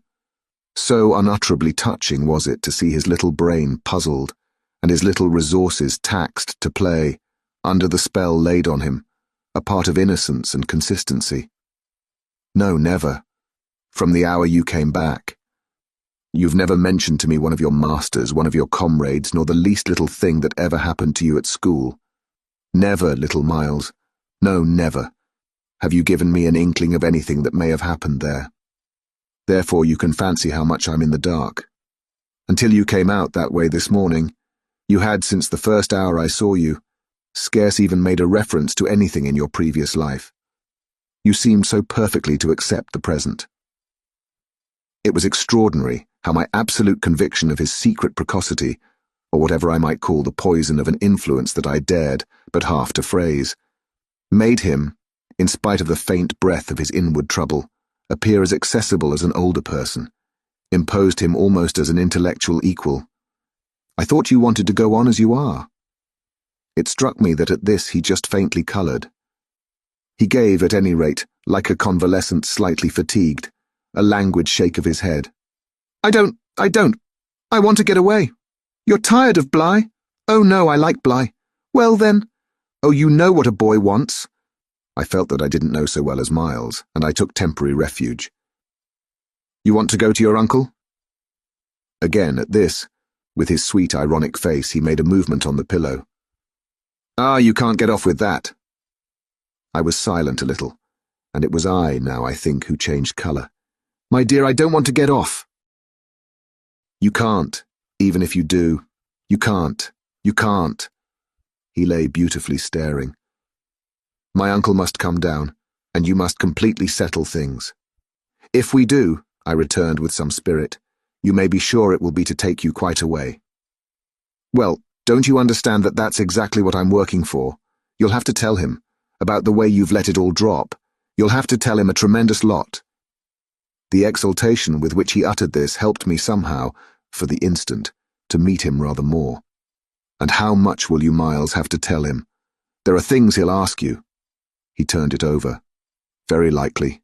But what things? The things you've never told me, to make up his mind what to do with you. He can't send you back. Oh, I don't want to go back, he broke in. I want a new field. He said it with admirable serenity, with positive, unimpeachable gaiety. And doubtless it was that very note that most evoked for me the poignancy, the unnatural childish tragedy of his probable reappearance at the end of 3 months, with all this bravado and still more dishonour. It overwhelmed me now that I should never be able to bear that, and it made me let myself go. I threw myself upon him, and in the tenderness of my pity I embraced him. Dear little Miles, dear little Miles. My face was close to his, and he let me kiss him, simply taking it with indulgent good humour. Well, old lady, is there nothing at all that you want to tell me? He turned off a little, facing round toward the wall and holding up his hand to look at as one had seen sick children look. I told you this morning. Oh, I was sorry for him. That you just want me not to worry you. He looked round at me now, as if in recognition of my understanding him. Then ever so gently, to let me alone, he replied. There was even a singular little dignity in it, something that made me release him, yet when I had slowly risen, linger beside him. God knows I never wished to harass him, but I felt that merely at this, to turn my back on him, was to abandon, or, to put it more truly, to lose him. I've just begun a letter to your uncle, I said. Well then, finish it. I waited a minute. What happened before? He gazed up at me again. Before what? Before you came back, and before you went away. For some time he was silent, but he continued to meet my eyes. What happened? It made me, the sound of the words, in which it seemed to me that I caught for the very first time a small faint quaver of consenting consciousness. It made me drop on my knees beside the bed and seize once more the chance of possessing him. Dear little Miles, if you knew how I want to help you. It's only that, it's nothing but that, and I'd rather die than give you a pain, or do you a wrong. I'd rather die than hurt a hair of you. Dear little Miles, oh, I brought it out now, even if I should go too far. I just want you to help me to save you. But I knew in a moment after this that I had gone too far. The answer to my appeal was instantaneous, but it came in the form of an extraordinary blast and chill, a gust of frozen air, and a shake of the room as great as if, in the wild wind, the casement had crashed in. The boy gave a loud, high shriek, which, lost in the rest of the shock of sound, might have seemed, indistinctly, though I was so close to him, a note either of jubilation or of terror. I jumped to my feet again and was conscious of darkness. So for a moment we remained, while I stared about me and saw that the drawn curtains were unstirred and the window tight. "Why, the candle's out," I then cried. "It was I who blew it, dear," said Miles. Chapter 18. The next day, after lessons, Mrs. Grose found a moment to say to me quietly, "Have you written, miss?" "Yes, I've written." But I didn't add, for the hour, that my letter, sealed and directed, was still in my pocket. There would be time enough to send it before the messenger should go to the village. Meanwhile, there had been, on the part of my pupils, no more brilliant, more exemplary morning. It was exactly as if they had both had at heart to gloss over any recent little friction. They performed the dizziest feats of arithmetic, soaring quite out of my feeble range, and perpetrated, in higher spirits than ever, geographical and historical jokes. It was conspicuous, of course, in Miles in particular, that he appeared to wish to show how easily he could let me down. This child, to my memory, really lives in a setting of beauty and misery that no words can translate. There was a distinction all his own in every impulse he revealed. Never was a small natural creature, to the uninitiated eye, all frankness and freedom, a more ingenious, a more extraordinary little gentleman. I had perpetually to guard against the wonder of contemplation, into which my initiated view betrayed me. To check the irrelevant gaze and discouraged sigh in which I constantly both attacked and renounced the enigma of what such a little gentleman could have done that deserved a penalty. Say that, by the dark prodigy I knew, the imagination of all evil had been opened up to him. All the justice within me ached for the proof that it could ever have flowered into an act. He had never, at any rate, been such a little gentleman as when, after our early dinner on this dreadful day, he came round to me and asked if I shouldn't like him for half an hour to play to me. David playing to Saul could never have shown a finer sense of the occasion. It was literally a charming exhibition of tact, of magnanimity, and quite tantamount to his saying outright, "The true knights we love to read about never push an advantage too far. I know what you mean now. You mean that, to be let alone yourself and not followed up, you'll cease to worry and spy upon me, won't keep me so close to you, will let me go and come. Well, I come, you see, but I don't go. There'll be plenty of time for that. I do really delight in your society, and I only want to show you that I contended for a principle." It may be imagined whether I resisted this appeal or failed to accompany him again, hand in hand, to the schoolroom. He sat down at the old piano and played as he had never played, and if there are those who think he had better have been kicking a football, I can only say that I wholly agree with them. For at the end of a time that under his influence I had quite ceased to measure, I started up with a strange sense of having literally slept at my post. It was after luncheon and by the schoolroom fire, and yet I hadn't really in the least slept. I had only done something much worse. I had forgotten. Where, all this time, was Flora? When I put the question to Miles, he played on a minute before answering and then could only say, "Why, my dear, how do I know?" breaking moreover into a happy laugh which, immediately after, as if it were a vocal accompaniment, he prolonged into incoherent, extravagant song. I went straight to my room, but his sister was not there. Then, before going downstairs, I looked into several others. As she was nowhere about, she would surely be with Mrs. Grose, whom, in the comfort of that theory, I accordingly proceeded in quest of. I found her where I had found her the evening before, but she met my quick challenge with blank, scared ignorance. She had only supposed that, after the repast, I had carried off both the children, as to which she was quite in her right, for it was the very first time I had allowed the little girl out of my sight without some special provision. Of course, now indeed she might be with the maids, so that the immediate thing was to look for her without an air of alarm. This we promptly arranged between us, but when, 10 minutes later, and in pursuance of our arrangement, we met in the hall, it was only to report on either side that after guarded inquiries, we had altogether failed to trace her. For a minute there, apart from observation, we exchanged mute alarms, and I could feel with what high interest my friend returned me all those I had from the first given her. "She'll be above," she presently said, "in one of the rooms you haven't searched." "No, she's at a distance." I had made up my mind. "She has gone out." Mrs. Gross stared. "Without a hat?" I naturally also looked volumes. "Isn't that woman always without one?" "She's with her." "She's with her," I declared. "We must find them." My hand was on my friend's arm, but she failed for the moment, confronted with such an account of the matter, to respond to my pressure. She communed, on the contrary, on the spot, with her uneasiness. "And where's Master Miles?" "Oh, he's with Quint. They're in the schoolroom." "Lord, miss." My view, I was myself aware, and therefore I suppose my tone, had never yet reached so calm an assurance. "The trick's played," I went on. "They've successfully worked their plan. He found the most divine little way to keep me quiet while she went off." "Divine?" Mrs. Gross bewilderedly echoed. "Infernal, then," I almost cheerfully rejoined. "He has provided for himself as well, but come!" She had helplessly gloomed at the upper regions. "You leave him, so long with Quint." "Yes, I don't mind that now." She always ended at these moments by getting possession of my hand, and in this manner she could at present still stay me. But after gasping an instant at my sudden resignation, "Because of your letter?" she eagerly brought out. I quickly, by way of answer, felt for my letter, drew it forth, held it up, and then freeing myself, went and laid it on the great hall table. "Luke will take it," I said as I came back. I reached the house door and opened it. I was already on the steps. My companion still demurred. The storm of the night and the early morning had dropped, but the afternoon was damp and grey. I came down to the drive while she stood in the doorway.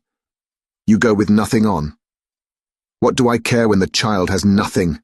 I can't wait to dress," I cried, "and if you must do so, I leave you. Try meanwhile yourself upstairs." "With them?" Oh, on this the poor woman promptly joined me.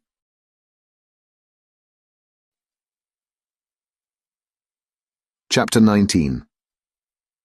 We went straight to the lake, as it was called at Bly, and I dare say rightly called, though I reflect that it may in fact have been a sheet of water less remarkable than it appeared to my untravelled eyes. My acquaintance with sheets of water was small, and the pool of Bly, at all events on the few occasions of my consenting, under the protection of my pupils, to affront its surface in the old flat-bottomed boat moored there for our use, had impressed me both with its extent and its agitation. The usual place of embarkation was 1/2 a mile from the house, but I had an intimate conviction that, wherever Flora might be, she was not near home. She had not given me the slip for any small adventure, and since the day of the very great one that I had shared with her by the pond, I had been aware in our walks of the quarter to which she most inclined. This was why I had now given to Mrs. Gross's steps so marked a direction that made her, when she perceived it, oppose a resistance that showed me she was freshly mystified. "You're going to the water, miss? You think she's in?" "She may be, though the depth is, I believe, nowhere very great. But what I judge most likely is that she's on the spot from which, the other day, we saw together what I told you." When she pretended not to see, with that astounding self-possession, I've always been sure she wanted to go back alone, and now her brother has managed it for her. Mrs. Gross still stood where she had stopped. "You suppose they really talk of them? I could meet this with a confidence. They say things that, if we heard them, would simply appall us." "And if she is there?" "Yes." "Then Miss Jessel is?" "Beyond a doubt. You shall see." "Oh, thank you," my friend cried, planted so firm that taking it in I went straight on without her. By the time I reached the pool, however, she was close behind me, and I knew that, whatever to her apprehension might befall me, the exposure of my society struck her as her least danger. She exhaled a moan of relief as we at last came in sight of the greater part of the water without a sight of the child. There was no trace of Flora on that nearer side of the bank where my observation of her had been most startling, and none on the opposite edge, where, save for a margin of some 20 yards, a thick copse came down to the water. The pond, oblong in shape, had a width so scant compared to its length that with its ends out of view, it might have been taken for a scant river. We looked at the empty expanse, and then I felt the suggestion of my friend's eyes. I knew what she meant, and I replied with a negative headshake. No, wait, she has taken the boat. My companion stared at the vacant mooring place, and then again across the lake. Then where is it? Our not seeing it is the strongest of proofs. She has used it to go over, and then has managed to hide it. All alone, that child? She's not alone, and at such times she's not a child, she's an old woman. I scanned all the visible shore while Mrs. Gross took again into the queer element I offered her, one of her plunges of submission. Then I pointed out that the boat might perfectly be in a small refuge formed by one of the recesses of the pool, an indentation masked, for the hither side, by a projection of the bank and by a clump of trees growing close to the water. But if the boat's there, where on earth's she? My colleague anxiously asked. That's exactly what we must learn. And I started to walk further. By going all the way round? Certainly, far as it is. It will take us but 10 minutes, but it's far enough to have made the child prefer not to walk. She went straight over. Laws! Cried my friend again. The chain of my logic was ever too much for her. It dragged her at my heels even now, and when we had got halfway round, a devious, tiresome process, on ground much broken and by a path choked with overgrowth, I paused to give her breath. I sustained her with a grateful arm, assuring her that she might hugely help me, and this started us afresh, so that in the course of but few minutes more, we reached a point from which we found the boat to be where I had supposed it. It had been intentionally left as much as possible out of sight, and was tied to one of the stakes of a fence that came just there, down to the brink, and that had been an assistance to disembarking. I recognized, as I looked at the pair of short, thick oars quite safely drawn up, the prodigious character of the feat for a little girl. But I had lived by this time too long among wonders, and had panted to too many livelier measures. There was a gate in the fence, through which we passed, and that brought us, after a trifling interval, more into the open. Then, there she is, we both exclaimed at once, Flora, a short way off, stood before us on the grass and smiled as if her performance was now complete.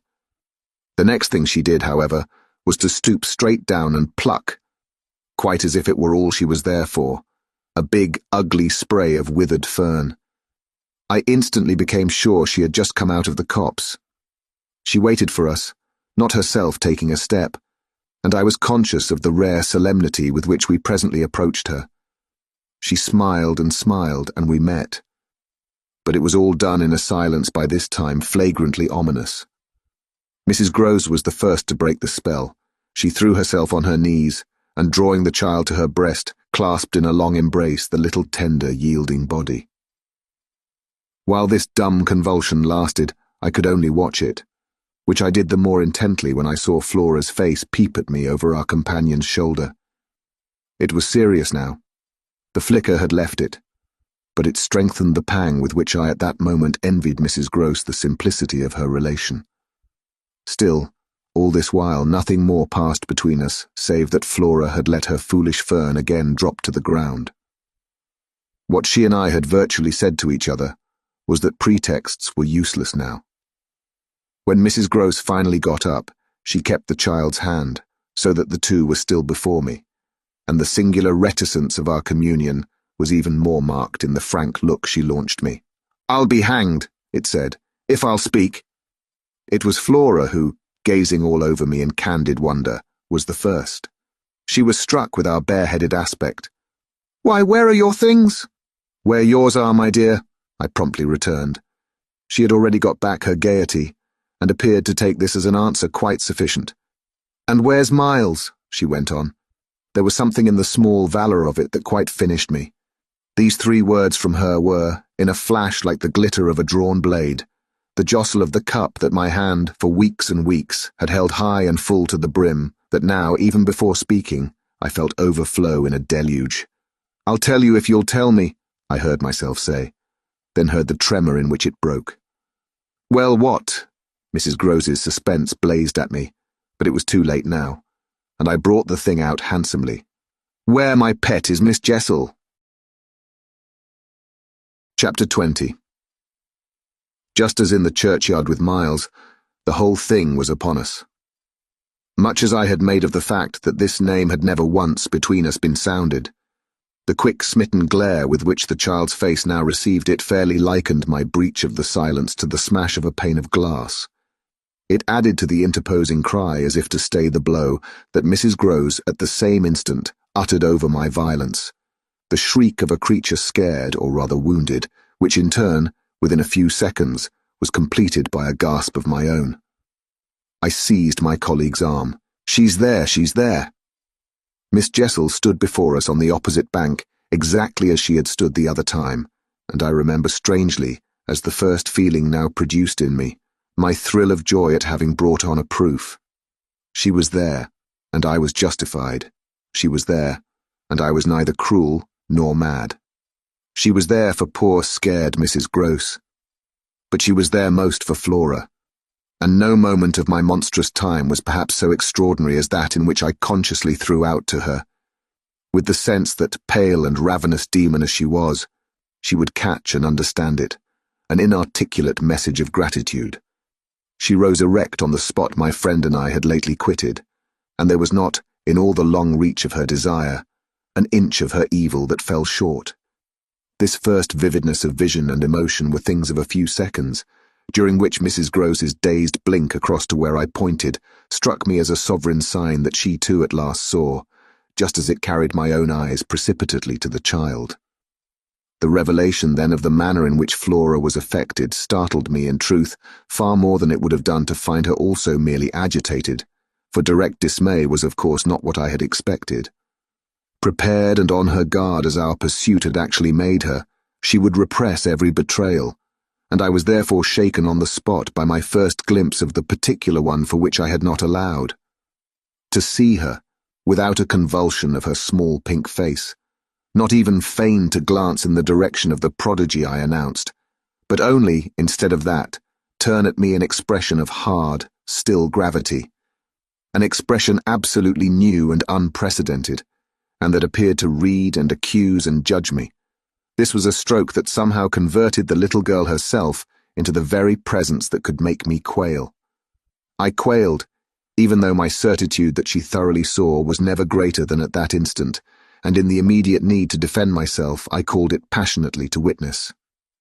"She's there, you little unhappy thing, there, and you see her as well as you see me."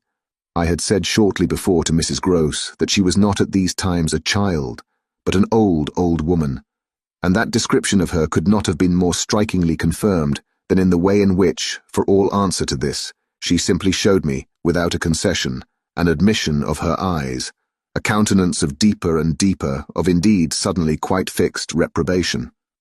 I was by this time, if I can put the whole thing at all together, more appalled at what I may properly call her manner than at anything else, though it was simultaneously with this that I became aware of having Mrs. Grose also, and very formidably, to reckon with. My elder companion, the next moment at any rate, blotted out everything but her own flushed face and her loud, shocked protest, a burst of high disapproval. "What a dreadful turn, to be sure, miss!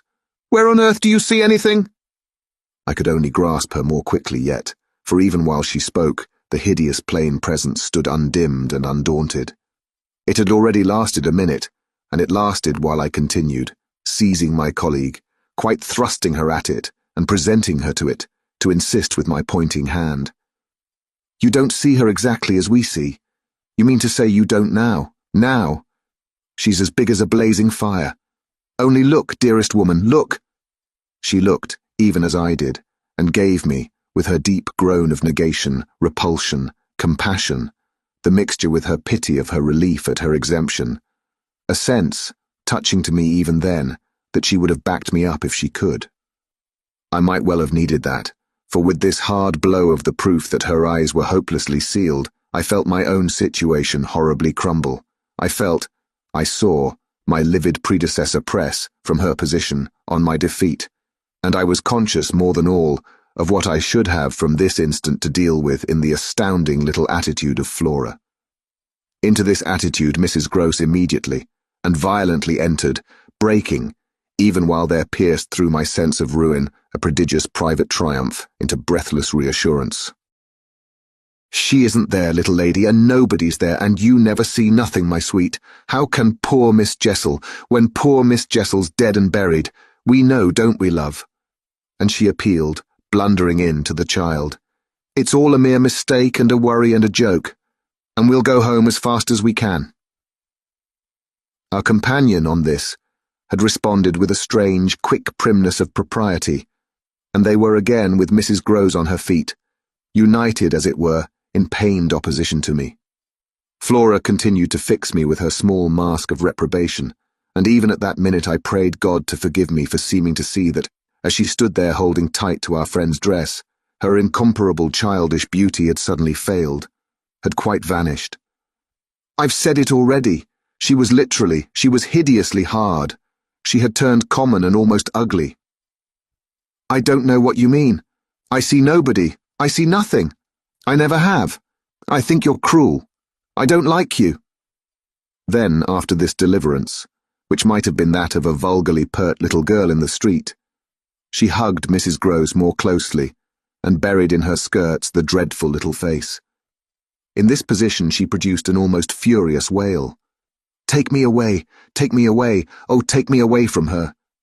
"From me?" I panted. From you, she cried. Even Mrs. Grose looked across at me dismayed, while I had nothing to do but communicate again with the figure that, on the opposite bank, without a movement, as rigidly still as if catching beyond the interval, our voices, was as vividly there for my disaster as it was not there for my service. The wretched child had spoken exactly as if she had got from some outside source each of her stabbing little words, and I could therefore, in the full despair of all I had to accept, but sadly shake my head at her. If I had ever doubted, all my doubt would at present have gone. I've been living with the miserable truth, and now it has only too much closed round me. Of course I've lost you. I've interfered, and you've seen, under her dictation. With which I faced, over the pool again, our infernal witness, the easy and perfect way to meet it. I've done my best, but I've lost you. Goodbye. For Mrs. Grose I had an imperative, an almost frantic, "Go, go," before which, in infinite distress but mutely possessed of the little girl, and clearly convinced, in spite of her blindness, that something awful had occurred and some collapse engulfed us, she retreated, by the way we had come, as fast as she could move. Of what first happened when I was left alone, I had no subsequent memory. I only knew that at the end of, I suppose, a quarter of an hour, an odorous dampness and roughness, chilling and piercing my trouble, had made me understand that I must have thrown myself on my face on the ground and given way to a wildness of grief. I must have lain there long and cried and sobbed, for when I raised my head, the day was almost done. I got up and looked a moment, through the twilight, at the grey pool and its blank, haunted edge, and then I took, back to the house, my dreary and difficult course.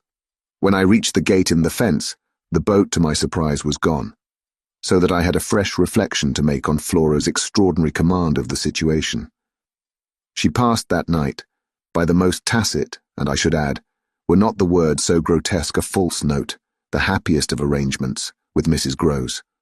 I saw neither of them on my return, but on the other hand, as by an ambiguous compensation, I saw a great deal of Miles. I saw, I can use no other phrase, so much of him that it was as if it were more than it had ever been. No evening I had passed at Bly had the portentous quality of this one, in spite of which, and in spite also of the deeper depths of consternation that had opened beneath my feet, there was literally in the ebbing actual an extraordinarily sweet sadness. On reaching the house I had never so much as looked for the boy. I had simply gone straight to my room to change what I was wearing and to take in, at a glance, much material testimony to Flora's rupture. Her little belongings had all been removed. When later, by the schoolroom fire, I was served with tea by the usual maid, I indulged, on the article of my other pupil, in no inquiry whatever. He had his freedom now. He might have it to the end. Well, he did have it, and it consisted, in part at least, of his coming in at about 8 o'clock and sitting down with me in silence. On the removal of the tea things, I had blown out the candles and drawn my chair closer. I was conscious of a mortal coldness and felt as if I should never again be warm. So when he appeared, I was sitting in the glow with my thoughts. He paused a moment by the door as if to look at me, then, as if to share them, came to the other side of the hearth and sank into a chair. We sat there in absolute stillness, yet he wanted, I felt, to be with me. Chapter 21. Before a new day, in my room, had fully broken, my eyes opened to Mrs. Grose, who had come to my bedside with worse news. Flora was so markedly feverish that an illness was perhaps at hand. She had passed a night of extreme unrest, a night agitated above all by fears that had for their subject not in the least her former but wholly her present governess. It was not against the possible re-entrance of Miss Jessel on the scene that she protested.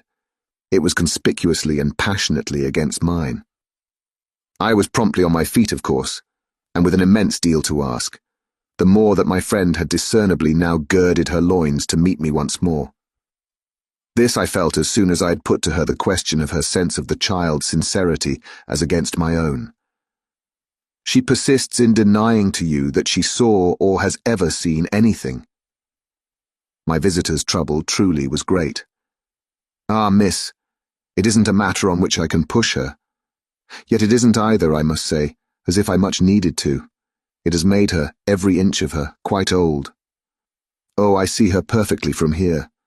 She resents, for all the world like some high little personage, the imputation on her truthfulness and, as it were, her respectability. Miss Jessel, indeed, she. Ah, she's respectable. The chit. The impression she gave me there yesterday was, I assure you, the very strangest of all. It was quite beyond any of the others. I did put my foot in it. She'll never speak to me again. Hideous and obscure as it all was, it held Mrs. Grose briefly silent. Then she granted my point with a frankness which, I made sure, had more behind it. I think indeed, miss, she never will. She do have a grand manner about it. And that manner, I summed it up, is practically what's the matter with her now. Oh, that manner I could see in my visitor's face, and not a little else besides. She asks me every 3 minutes if I think you're coming in. I see. I, too, on my side, had so much more than worked it out. Has she said to you since yesterday, except to repudiate her familiarity with anything so dreadful, a single other word about Miss Jessel? Not one, miss, and of course you know, my friend added, I took it from her, by the lake, that just then and there at least there was nobody. Rather. And naturally you take it from her still. I don't contradict her. What else can I do? Nothing in the world. You've the cleverest little person to deal with. They've made them, their two friends I mean, still cleverer even than nature did, for it was wondrous material to play on. Flora has now her grievance, and she'll work it to the end. Yes, miss, but to what end? Why, that of dealing with me to her uncle. She'll make me out to him the lowest creature. I winced at the fair show of the scene in Mrs. Grose's face. She looked for a minute as if she sharply saw them together. And him who thinks so well of you. He has an odd way, it comes over me now, I laughed, of proving it. But that doesn't matter. What Flora wants, of course, is to get rid of me. My companion bravely concurred, never again to so much as look at you. So that what you've come to me now for, I asked, is to speed me on my way. Before she had time to reply, however, I had her in check. I've a better idea, the result of my reflections. My going would seem the right thing, and on Sunday I was terribly near it. Yet that won't do. It's you who must go. You must take Flora. My visitor at this did speculate. But where in the world? Away from here, away from them, away, even most of all now, from me, straight to her uncle. Only to tell on you? No, not only, to leave me in addition with my remedy. She was still vague. And what is your remedy? Your loyalty to begin with, and then Miles's. She looked at me hard. Do you think he won't, if he has the chance, turn on me? Yes, I venture still to think it. At all events, I want to try. Get off with his sister as soon as possible and leave me with him alone. I was amazed myself at the spirit I had still in reserve, and therefore perhaps a trifle the more disconcerted at the way in which, in spite of this fine example of it, she hesitated. There's one thing, of course, I went on. They mustn't, before she goes, see each other for 3 seconds. Then it came over me that, in spite of Flora's presumable sequestration from the instant of her return from the pool, it might already be too late. Do you mean, I anxiously asked, that they have met? At this she quite flushed. Ah, miss, I'm not such a fool as that. If I've been obliged to leave her 3 or 4 times, it has been each time with one of the maids, and at present, though she's alone, she's locked in safe. And yet, there were too many things. And yet what? Well, are you so sure of the little gentleman? I'm not sure of anything but you. But I have, since last evening, a new hope. I think he wants to give me an opening. I do believe that, poor little exquisite wretch, he wants to speak. Last evening, in the firelight and the silence, he sat with me for 2 hours as if it were just coming. Mrs. Gross looked hard through the window at the grey, gathering day. And did it come? No, though I waited and waited, I confess it didn't, and it was without a breach of the silence, or so much as a faint allusion to his sister's condition and absence, that we at last kissed for good night. All the same, I continued, I can't, if her uncle sees her, consent to his seeing her brother without my having given the boy, and most of all because things have got so bad, a little more time. My friend appeared on this ground more reluctant than I could quite understand. What do you mean by more time? Well, a day or 2, really to bring it out. He'll then be on my side, of which you see the importance. If nothing comes, I shall only fail, and you will, at the worst, have helped me by doing, on your arrival in town, whatever you may have found possible. So I put it before her, but she continued for a little, so inscrutably embarrassed that I came again to her aid. Unless, indeed, I wound up, you really want not to go. I could see it, in her face, at last clear itself. She put out her hand to me as a pledge. I'll go this morning. I wanted to be very just. If you should wish still to wait, I would engage she shouldn't see me. No, it's the place itself. She must leave it. She held me a moment with heavy eyes, then brought out the rest. Your idea's the right one. I myself, miss... Well, I can't stay. The look she gave me with it made me jump at possibilities. You mean that, since yesterday, you have seen... She shook her head with dignity. I've heard... From that child. Horrors. There. She sighed with tragic relief. On my honour, miss, she says things. But at this evocation she broke down. She dropped with a sudden sob upon my sofa, and, as I had seen her do before, gave way to all the grief of it. It was quite in another manner that I, for my part, let myself go. Oh, thank God! She sprang up again at this, drying her eyes with a groan. Thank God! It so justifies me! It does that, miss! I couldn't have desired more emphasis, but I just hesitated. She's so horrible? I saw my colleague scarce knew how to put it. Really shocking. And about me? About you, miss, since you must have it. It's beyond everything for a young lady, and I can't think wherever she must have picked up. The appalling language she applied to me. I can then, I broke in with a laugh that was doubtless significant enough. It only, in truth, left my friend still more grave. Well, perhaps I ought to also, since I've heard some of it before. Yet I can't bear it, the poor woman went on, while with the same movement she glanced on my dressing table, at the face of my watch. But I must go back. I kept her, however. Ah, if you can't bear it.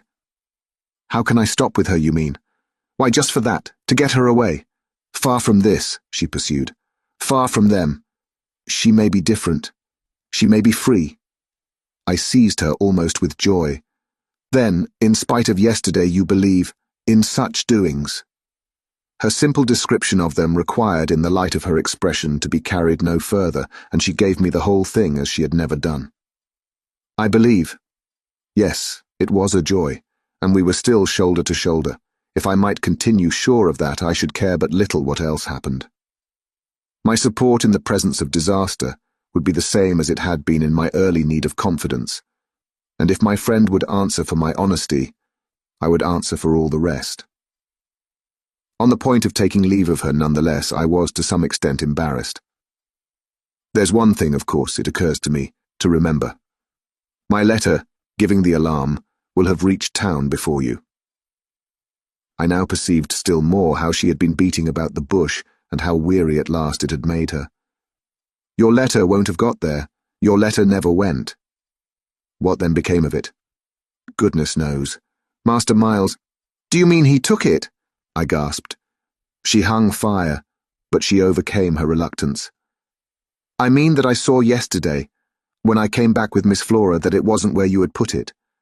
Later in the evening I had the chance to question Luke, and he declared that he had neither noticed nor touched it.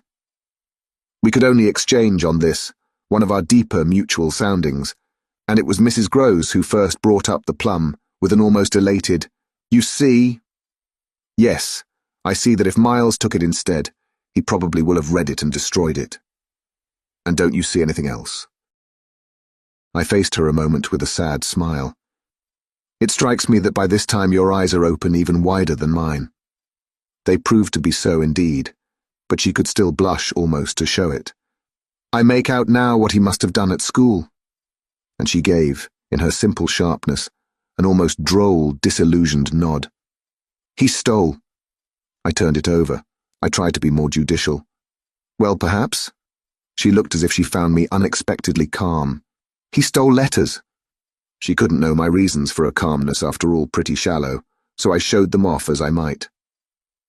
I hope then it was to more purpose than in this case. The note, at any rate, that I put on the table yesterday, I pursued, will have given him so scant an advantage, for it contained only the bare demand for an interview, that he is already much ashamed of having gone so far for so little, and that what he had on his mind last evening was precisely the need of confession. I seemed to myself for the instant to have mastered it, to see it all. Leave us. Leave us. I was already at the door, hurrying her off. I'll get it out of him. He'll meet me. He'll confess. If he confesses, he's saved. And if he's saved, then you are. The dear woman kissed me on this, and I took her farewell. I'll save you without him, she cried as she went.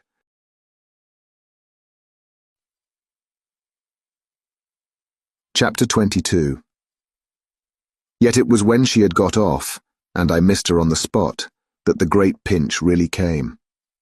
If I had counted on what it would give me to find myself alone with Miles, I speedily perceived, at least, that it would give me a measure. No hour of my stay, in fact, was so assailed with apprehensions as that of my coming down to learn that the carriage containing Mrs. Groves and my younger pupil had already rolled out of the gates. Now I was, I said to myself, face to face with the elements, and for much of the rest of the day, while I fought my weakness, I could consider that I had been supremely rash. It was a tighter place still than I had yet turned round in, all the more that, for the first time, I could see in the aspect of others a confused reflection of the crisis. What had happened naturally caused them all to stare. There was too little of the explained, throw out whatever we might, in the suddenness of my colleague's act. The maids and the men looked blank, the effect of which on my nerves was an aggravation until I saw the necessity of making it a positive aid. It was precisely, in short, by just clutching the helm that I avoided total wreck. And I dare say that to bear up at all, I became that morning very grand and very dry. I welcomed the consciousness that I was charged with much to do, and I caused it to be known as well that left thus to myself, I was quite remarkably firm. I wandered with that manner for the next hour or two all over the place and looked, I have no doubt, as if I were ready for any onset. So, for the benefit of whom it might concern, I paraded with a sick heart.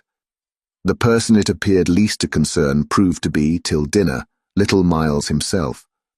My perambulations had given me meanwhile no glimpse of him, but they had tended to make more public the change taking place in our relation as a consequence of his having at the piano, the day before, kept me, in Flora's interest, so beguiled and befooled. The stamp of publicity had of course been fully given by her confinement and departure, and the change itself was now ushered in by our non-observance of the regular custom of the schoolroom. He had already disappeared when, on my way down, I pushed open his door, and I learned below that he had breakfasted, in the presence of a couple of the maids, with Mrs. Gross and his sister. He had then gone out, as he said, for a stroll, than which nothing, I reflected, could better have expressed his frank view of the abrupt transformation of my office. What he would not permit this office to consist of was yet to be settled. There was a queer relief, at all events, I mean for myself in especial, in the renouncement of one pretension. If so much had sprung to the surface, I scarce put it too strongly in saying that what had perhaps sprung highest was the absurdity of our prolonging the fiction that I had anything more to teach him. It sufficiently stuck out that, by tacit little tricks in which even more than myself he carried out the care for my dignity, I had had to appeal to him to let me off straining to meet him on the ground of his true capacity. He had at any rate his freedom now. I was never to touch it again. As I had amply shown, moreover, when, on his joining me in the schoolroom the previous night, I had uttered, on the subject of the interval just concluded, neither challenge nor hint. I had too much from this moment, my other ideas. Yet when he at last arrived, the difficulty of applying them, the accumulations of my problem, were brought straight home to me by the beautiful little presence on which what had occurred had as yet, for the eye, dropped neither stain nor shadow. To mark, for the house, the high state I cultivated, I decreed that my meals with the boy should be served, as we called it, downstairs, so that I had been awaiting him in the ponderous pomp of the room outside of the window, of which I had had from Mrs. Gross, that first scared Sunday, my flash of something it would scarce have done to call light. Here at present I felt afresh, for I had felt it again and again, how my equilibrium depended on the success of my rigid will, the will to shut my eyes as tight as possible to the truth that what I had to deal with was, revoltingly, against nature. I could only get on at all by taking nature into my confidence and my account, by treating my monstrous ordeal as a push in a direction unusual, of course, and unpleasant, but demanding, after all, for a fair front, only another turn of the screw of ordinary human virtue. No attempt, nonetheless, could well require more tact than just this attempt to supply, oneself, all the nature. How could I put even a little of that article into a suppression of reference to what had occurred? How, on the other hand, could I make reference without a new plunge into the hideous obscure? Well, a sort of answer after a time had come to me, and it was so far confirmed as that I was met, incontestably, by the quickened vision of what was rare in my little companion. It was indeed as if he had found even now, as he had so often found at lessons, still some other delicate way to ease me off. Wasn't there light in the fact which, as we shared our solitude, broke out with a specious glitter it had never yet quite worn? The fact that, opportunity aiding, precious opportunity which had now come, it would be preposterous, with a child so endowed, to forego the help one might wrest from absolute intelligence. What had his intelligence been given him for but to save him? Mightn't one, to reach his mind, risk the stretch of an angular arm over his character? It was as if, when we were face to face in the dining room, he had literally shown me the way. The roast mutton was on the table, and I had dispensed with attendance. Miles, before he sat down, stood a moment with his hands in his pockets, and looked at the joint, on which he seemed on the point of passing some humorous judgment. But what he presently produced was, "I say, my dear, is she really very awfully ill?" "Little Flora? Not so bad, but that she'll presently be better. London will set her up. Bligh had ceased to agree with her. Come here and take your mutton." He alertly obeyed me, carried the plate carefully to his seat, and when he was established went on. "Did Bligh disagree with her so terribly suddenly?" "Not so suddenly as you might think. One had seen it coming on." "Then why didn't you get her off before?" "Before what?" "Before she became too ill to travel." I found myself prompt. "She's not too ill to travel. She only might have become so if she had stayed.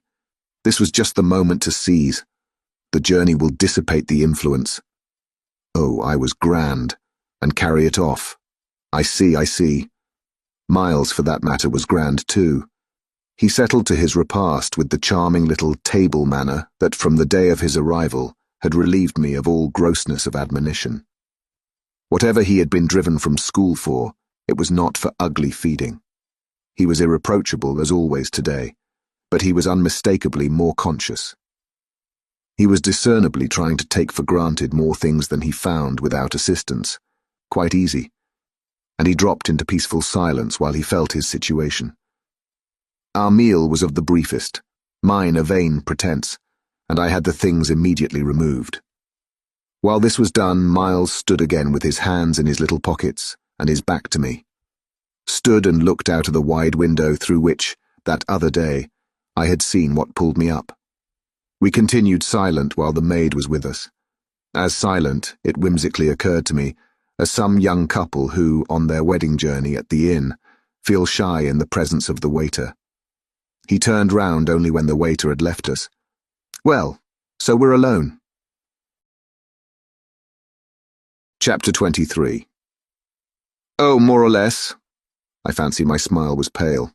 "Not absolutely, we shouldn't like that," I went on. "No, I suppose we shouldn't. Of course we have the others." "We have the others, we have indeed the others," I concurred. "Yet even though we have them," he returned, still with his hands in his pockets and planted there in front of me, "they don't much count, do they?" I made the best of it, but I felt won. "It depends on what you call much." "Yes," with all accommodation. "Everything depends." On this, however, he faced to the window again, and presently reached it with his vague, restless, cogitating step. He remained there a while with his forehead against the glass, in contemplation of the stupid shrubs I knew and the dull things of November.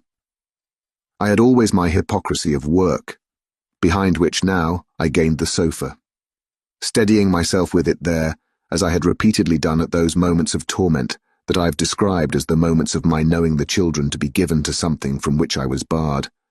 I sufficiently obeyed my habit of being prepared for the worst. But an extraordinary impression dropped on me as I extracted a meaning from the boy's embarrassed back, none other than the impression that I was not barred now. This inference grew in a few minutes to sharp intensity, and seemed bound up with the direct perception that it was positively he who was. The frames and squares of the great window were a kind of image for him of a kind of failure. I felt that I saw him, at any rate, shut in or shut out. He was admirable, but not comfortable. I took it in with a throb of hope. Wasn't he looking, through the haunted pane, for something he couldn't see? And wasn't it the first time in the whole business that he had known such a lapse? The first, the very first. I found it a splendid portent. It made him anxious, though he watched himself.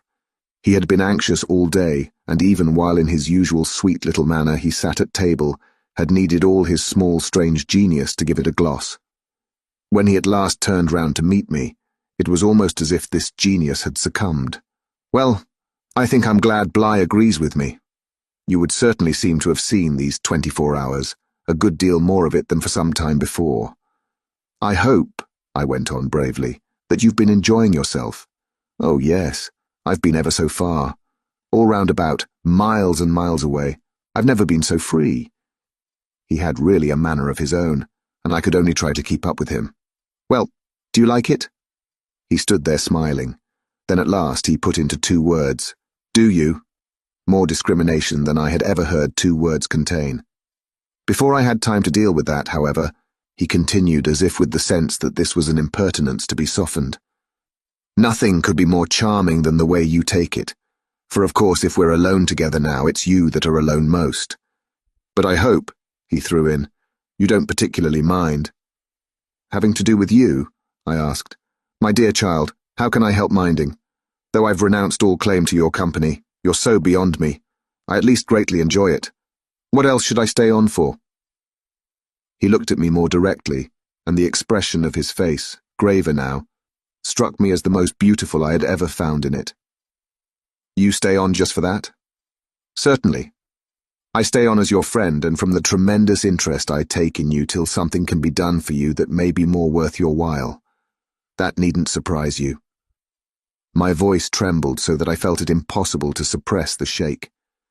"Don't you remember how I told you when I came and sat on your bed the night of the storm, that there was nothing in the world I wouldn't do for you?" "Yes, yes." He, on his side, more and more visibly nervous, had a tone to master, but he was so much more successful than I that, laughing out through his gravity, he could pretend we were pleasantly jesting. "Only that, I think, was to get me to do something for you."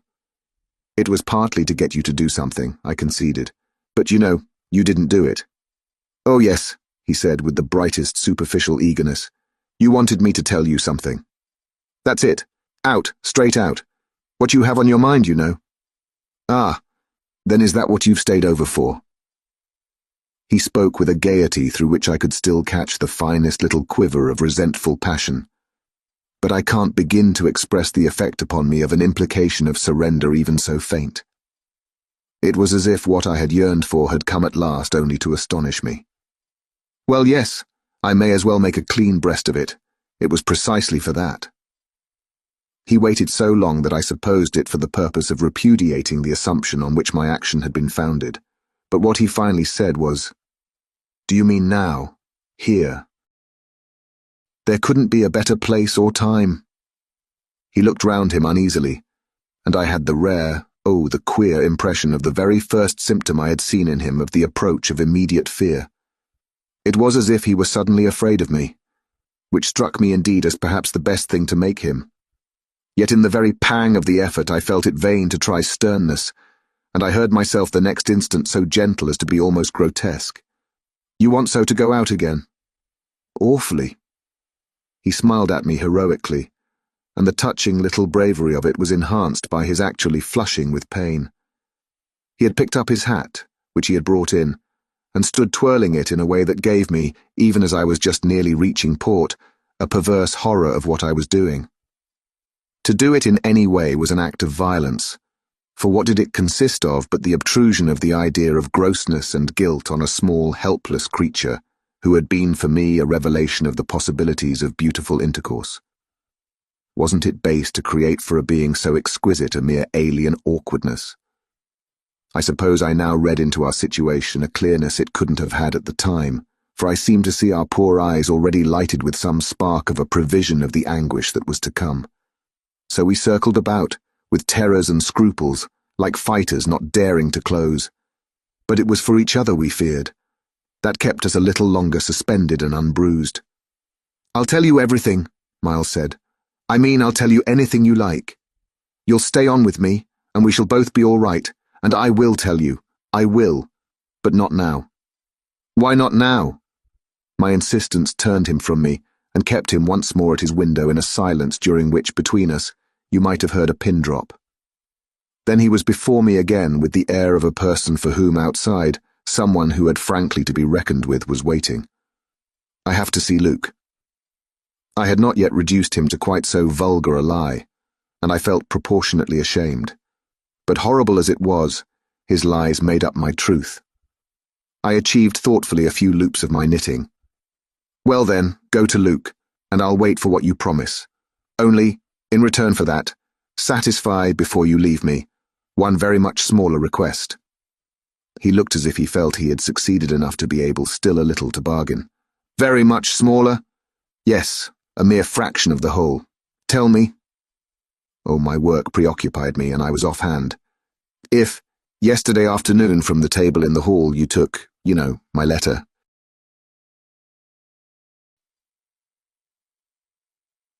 Chapter 24. My sense of how he received this suffered for a minute from something that I can describe only as a fierce split of my attention. A stroke that at first, as I sprang straight up, reduced me to the mere blind movement of getting hold of him, drawing him close, and while I just fell for support against the nearest piece of furniture, instinctively keeping him with his back to the window. The appearance was full upon us that I had already had to deal with here. Peter Quint had come into view like a sentinel before a prison. The next thing I saw was that, from outside, he had reached the window, and then I knew that, close to the glass and glaring in through it, he offered once more to the room his white face of damnation. It represents but grossly what took place within me at the sight to say that on the second my decision was made. Yet I believe that no woman so overwhelmed ever in so short a time recovered her grasp of the act. It came to me in the very horror of the immediate presence that the act would be seeing and facing what I saw and faced, to keep the boy himself unaware. The inspiration, I can call it by no other name, was that I felt how voluntarily, how transcendently I might. It was like fighting with a demon for a human soul, and when I had fairly so appraised it, I saw how the human soul, held out in the tremor of my hands at arm's length, had a perfect dew of sweat on a lovely childish forehead. The face that was close to mine was as white as the face against the glass, and out of it presently came a sound, not low nor weak, but as if from much further away, that I drank like a waft of fragrance. Yes, I took it. At this, with a moan of joy, I unfolded. I drew him close, and while I held him to my breast, where I could feel in the sudden fever of his little body the tremendous pulse of his little heart, I kept my eyes on the thing at the window, and saw it move and shift its posture. I have likened it to a sentinel, but its slow wheel for a moment was rather the prowl of a baffled beast. My present quickened courage, however, was such that, not too much to let it through, I had to shade, as it were, my flame. Meanwhile the glare of the face was again at the window, the scoundrel fixed as if to watch and wait. It was the very confidence that I might now defy him, as well as the positive certitude by this time of the child's unconsciousness, that made me go on. What did you take it for? To see what you said about me. You opened the letter? I opened it. My eyes were now, as I held him off a little again, on Miles's own face, in which the collapse of mockery showed me how complete was the ravage of uneasiness. What was prodigious was that at last, by my success, his sense was sealed, and his communication stopped. He knew that he was in presence, but knew not of what, and knew still less that I also was, and that I did know. And what did this strain of trouble matter when my eyes went back to the window, only to see that the air was clear again, and, by my personal triumph, the influence quenched? There was nothing there. I felt that the cause was mine, and that I should surely get all. And you found nothing! I let my elation out. He gave the most mournful, thoughtful little headshake. Nothing! Nothing! Nothing! I almost shouted in my joy. Nothing, nothing, he sadly repeated. I kissed his forehead. It was drenched. So what have you done with it? I've burned it. Burned it? It was now or never. Is that what you did at school? Oh, what this brought up. At school? Did you take letters, or other things? Other things? He appeared now to be thinking of something far off, and that reached him only through the pressure of his anxiety. Yet it did reach him. Did I steal? I felt myself redden to the roots of my hair, as well as wonder if it were more strange to put to a gentleman such a question, or to see him take it with allowances that gave the very distance of his fall in the world. Was it for that you mightn't go back?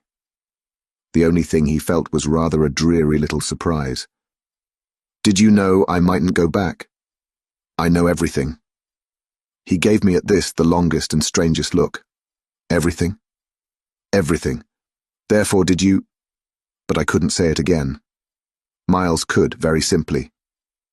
No, I didn't steal. My face must have shown him I believed him utterly. Yet my hands, but it was for pure tenderness, shook him as if to ask him why, if it was all for nothing, he had condemned me to months of torment. What then did you do? He looked in vague pain all round the top of the room and drew his breath 2 or 3 times over as if with difficulty. He might have been standing at the bottom of the sea and raising his eyes to some faint green twilight. Well, I said things, only that. They thought it was enough, to turn you out for. Never truly had a person turned out shown so little to explain it as this little person. He appeared to weigh my question, but in a manner quite detached and almost helpless. Well, I suppose I oughtn't. But to whom did you say them? He evidently tried to remember, but it dropped. He had lost it. I don't know. He almost smiled at me in the desolation of his surrender, which was indeed practically by this time so complete that I ought to have left it there. But I was infatuated. I was blind with victory, though even then the very effect that was to have brought him so much nearer was already that of added separation. Was it to everyone? I asked. No. It was only to... But he gave a sick little headshake. I don't remember their names. Were they then so many? No, only a few. Those I liked. Those he liked. I seemed to float not into clearness, but into a darker obscure, and within a minute there had come to me out of my very pity the appalling alarm of his being perhaps innocent. It was for the instant confounding and bottomless, for if he were innocent, what then on earth was I? Paralyzed, while it lasted, by the mere brush of the question, I let him go a little, so that with a deep-drawn sigh, he turned away from me again, which, as he faced toward the clear window, I suffered, feeling that I had nothing now there to keep him from. And did they repeat what you said? I went on after a moment. He was soon at some distance from me, still breathing hard and again with the air, though now without anger for it, of being confined against his will. Once more, as he had done before, he looked up at the dim day, as if, of what had hitherto sustained him, nothing was left but an unspeakable anxiety. Oh, yes, he nevertheless replied. They must have repeated them. To those they liked, he added. There was somehow less of it than I had expected, but I turned it over. And these things came round? To the masters? Oh, yes, he answered very simply, but I didn't know they'd tell. The masters? They didn't. They've never told. That's why I ask you. He turned to me again, his little beautiful fevered face. Yes, it was too bad. Too bad. What I suppose I sometimes said, to write home. I can't name the exquisite pathos of the contradiction given to such a speech by such a speaker. I only know that the next instant I heard myself throw off with homely force, "Stuff and nonsense!" But the next after that I must have sounded stern enough. What were these things? My sternness was all for his judge, his executioner, yet it made him avert himself again, and that movement made me, with a single bound and an irrepressible cry, spring straight upon him. For there again against the glass, as if to blight his confession and stay his answer, was the hideous author of our woe, the white face of damnation. I felt a sick swim at the drop of my victory and all the return of my battle, so that the wildness of my veritable leap only served as a great betrayal. I saw him from the midst of my act, meet it with a divination, and on the perception that even now he only guessed, and that the window was still to his own eyes free, I let the impulse flame up to convert the climax of his dismay into the very proof of his liberation. "No more, no more, no more!" I shrieked, as I tried to press him against me, to my visitant. "Is she here?" Miles panted, as he caught with his sealed eyes the direction of my words. Then, as his strange she staggered me, and with a gasp I echoed it, "Miss Jessel, Miss Jessel." He with a sudden fury gave me back. I seized, stupefied, his supposition, some sequel to what we had done to Flora. But this made me only want to show him that it was better still than that. "It's not Miss Jessel, but it's at the window, straight before us. It's there, the coward horror, there for the last time." At this, after a second in which his head made the movement of a baffled dog's on a scent, and then gave a frantic little shake for air and light, he was at me in a white rage, bewildered, glaring vainly over the place and missing wholly, though it now, to my sense, filled the room like the taste of poison, the wide, overwhelming presence. "It's he?" I was so determined to have all my proof that I flashed into ice to challenge him. "Whom do you mean by he?" "Peter Quint, you devil." His face gave again round the room its convulsed supplication. "Where?" They're in my ears still, his supreme surrender of the name and his tribute to my devotion. "What does he matter now, my own? What will he ever matter? I have you," I launched at the beast, "but he has lost you forever." Then, for the demonstration of my work, There, I said to Miles. But he had already jerked straight round, stared, glared again, and seen but the quiet day. With the stroke of the loss I was so proud of, He uttered the cry of a creature hurled over an abyss, and the grasp with which I recovered him might have been that of catching him in his fall. I caught him, yes, I held him. It may be imagined with what a passion. But at the end of a minute I began to feel what it truly was that I held. We were alone with the quiet day, and his little heart, dispossessed, had stopped. Thank you for listening. If you like our recordings, consider liking this video and subscribing to our channel so you don't miss any more audiobooks.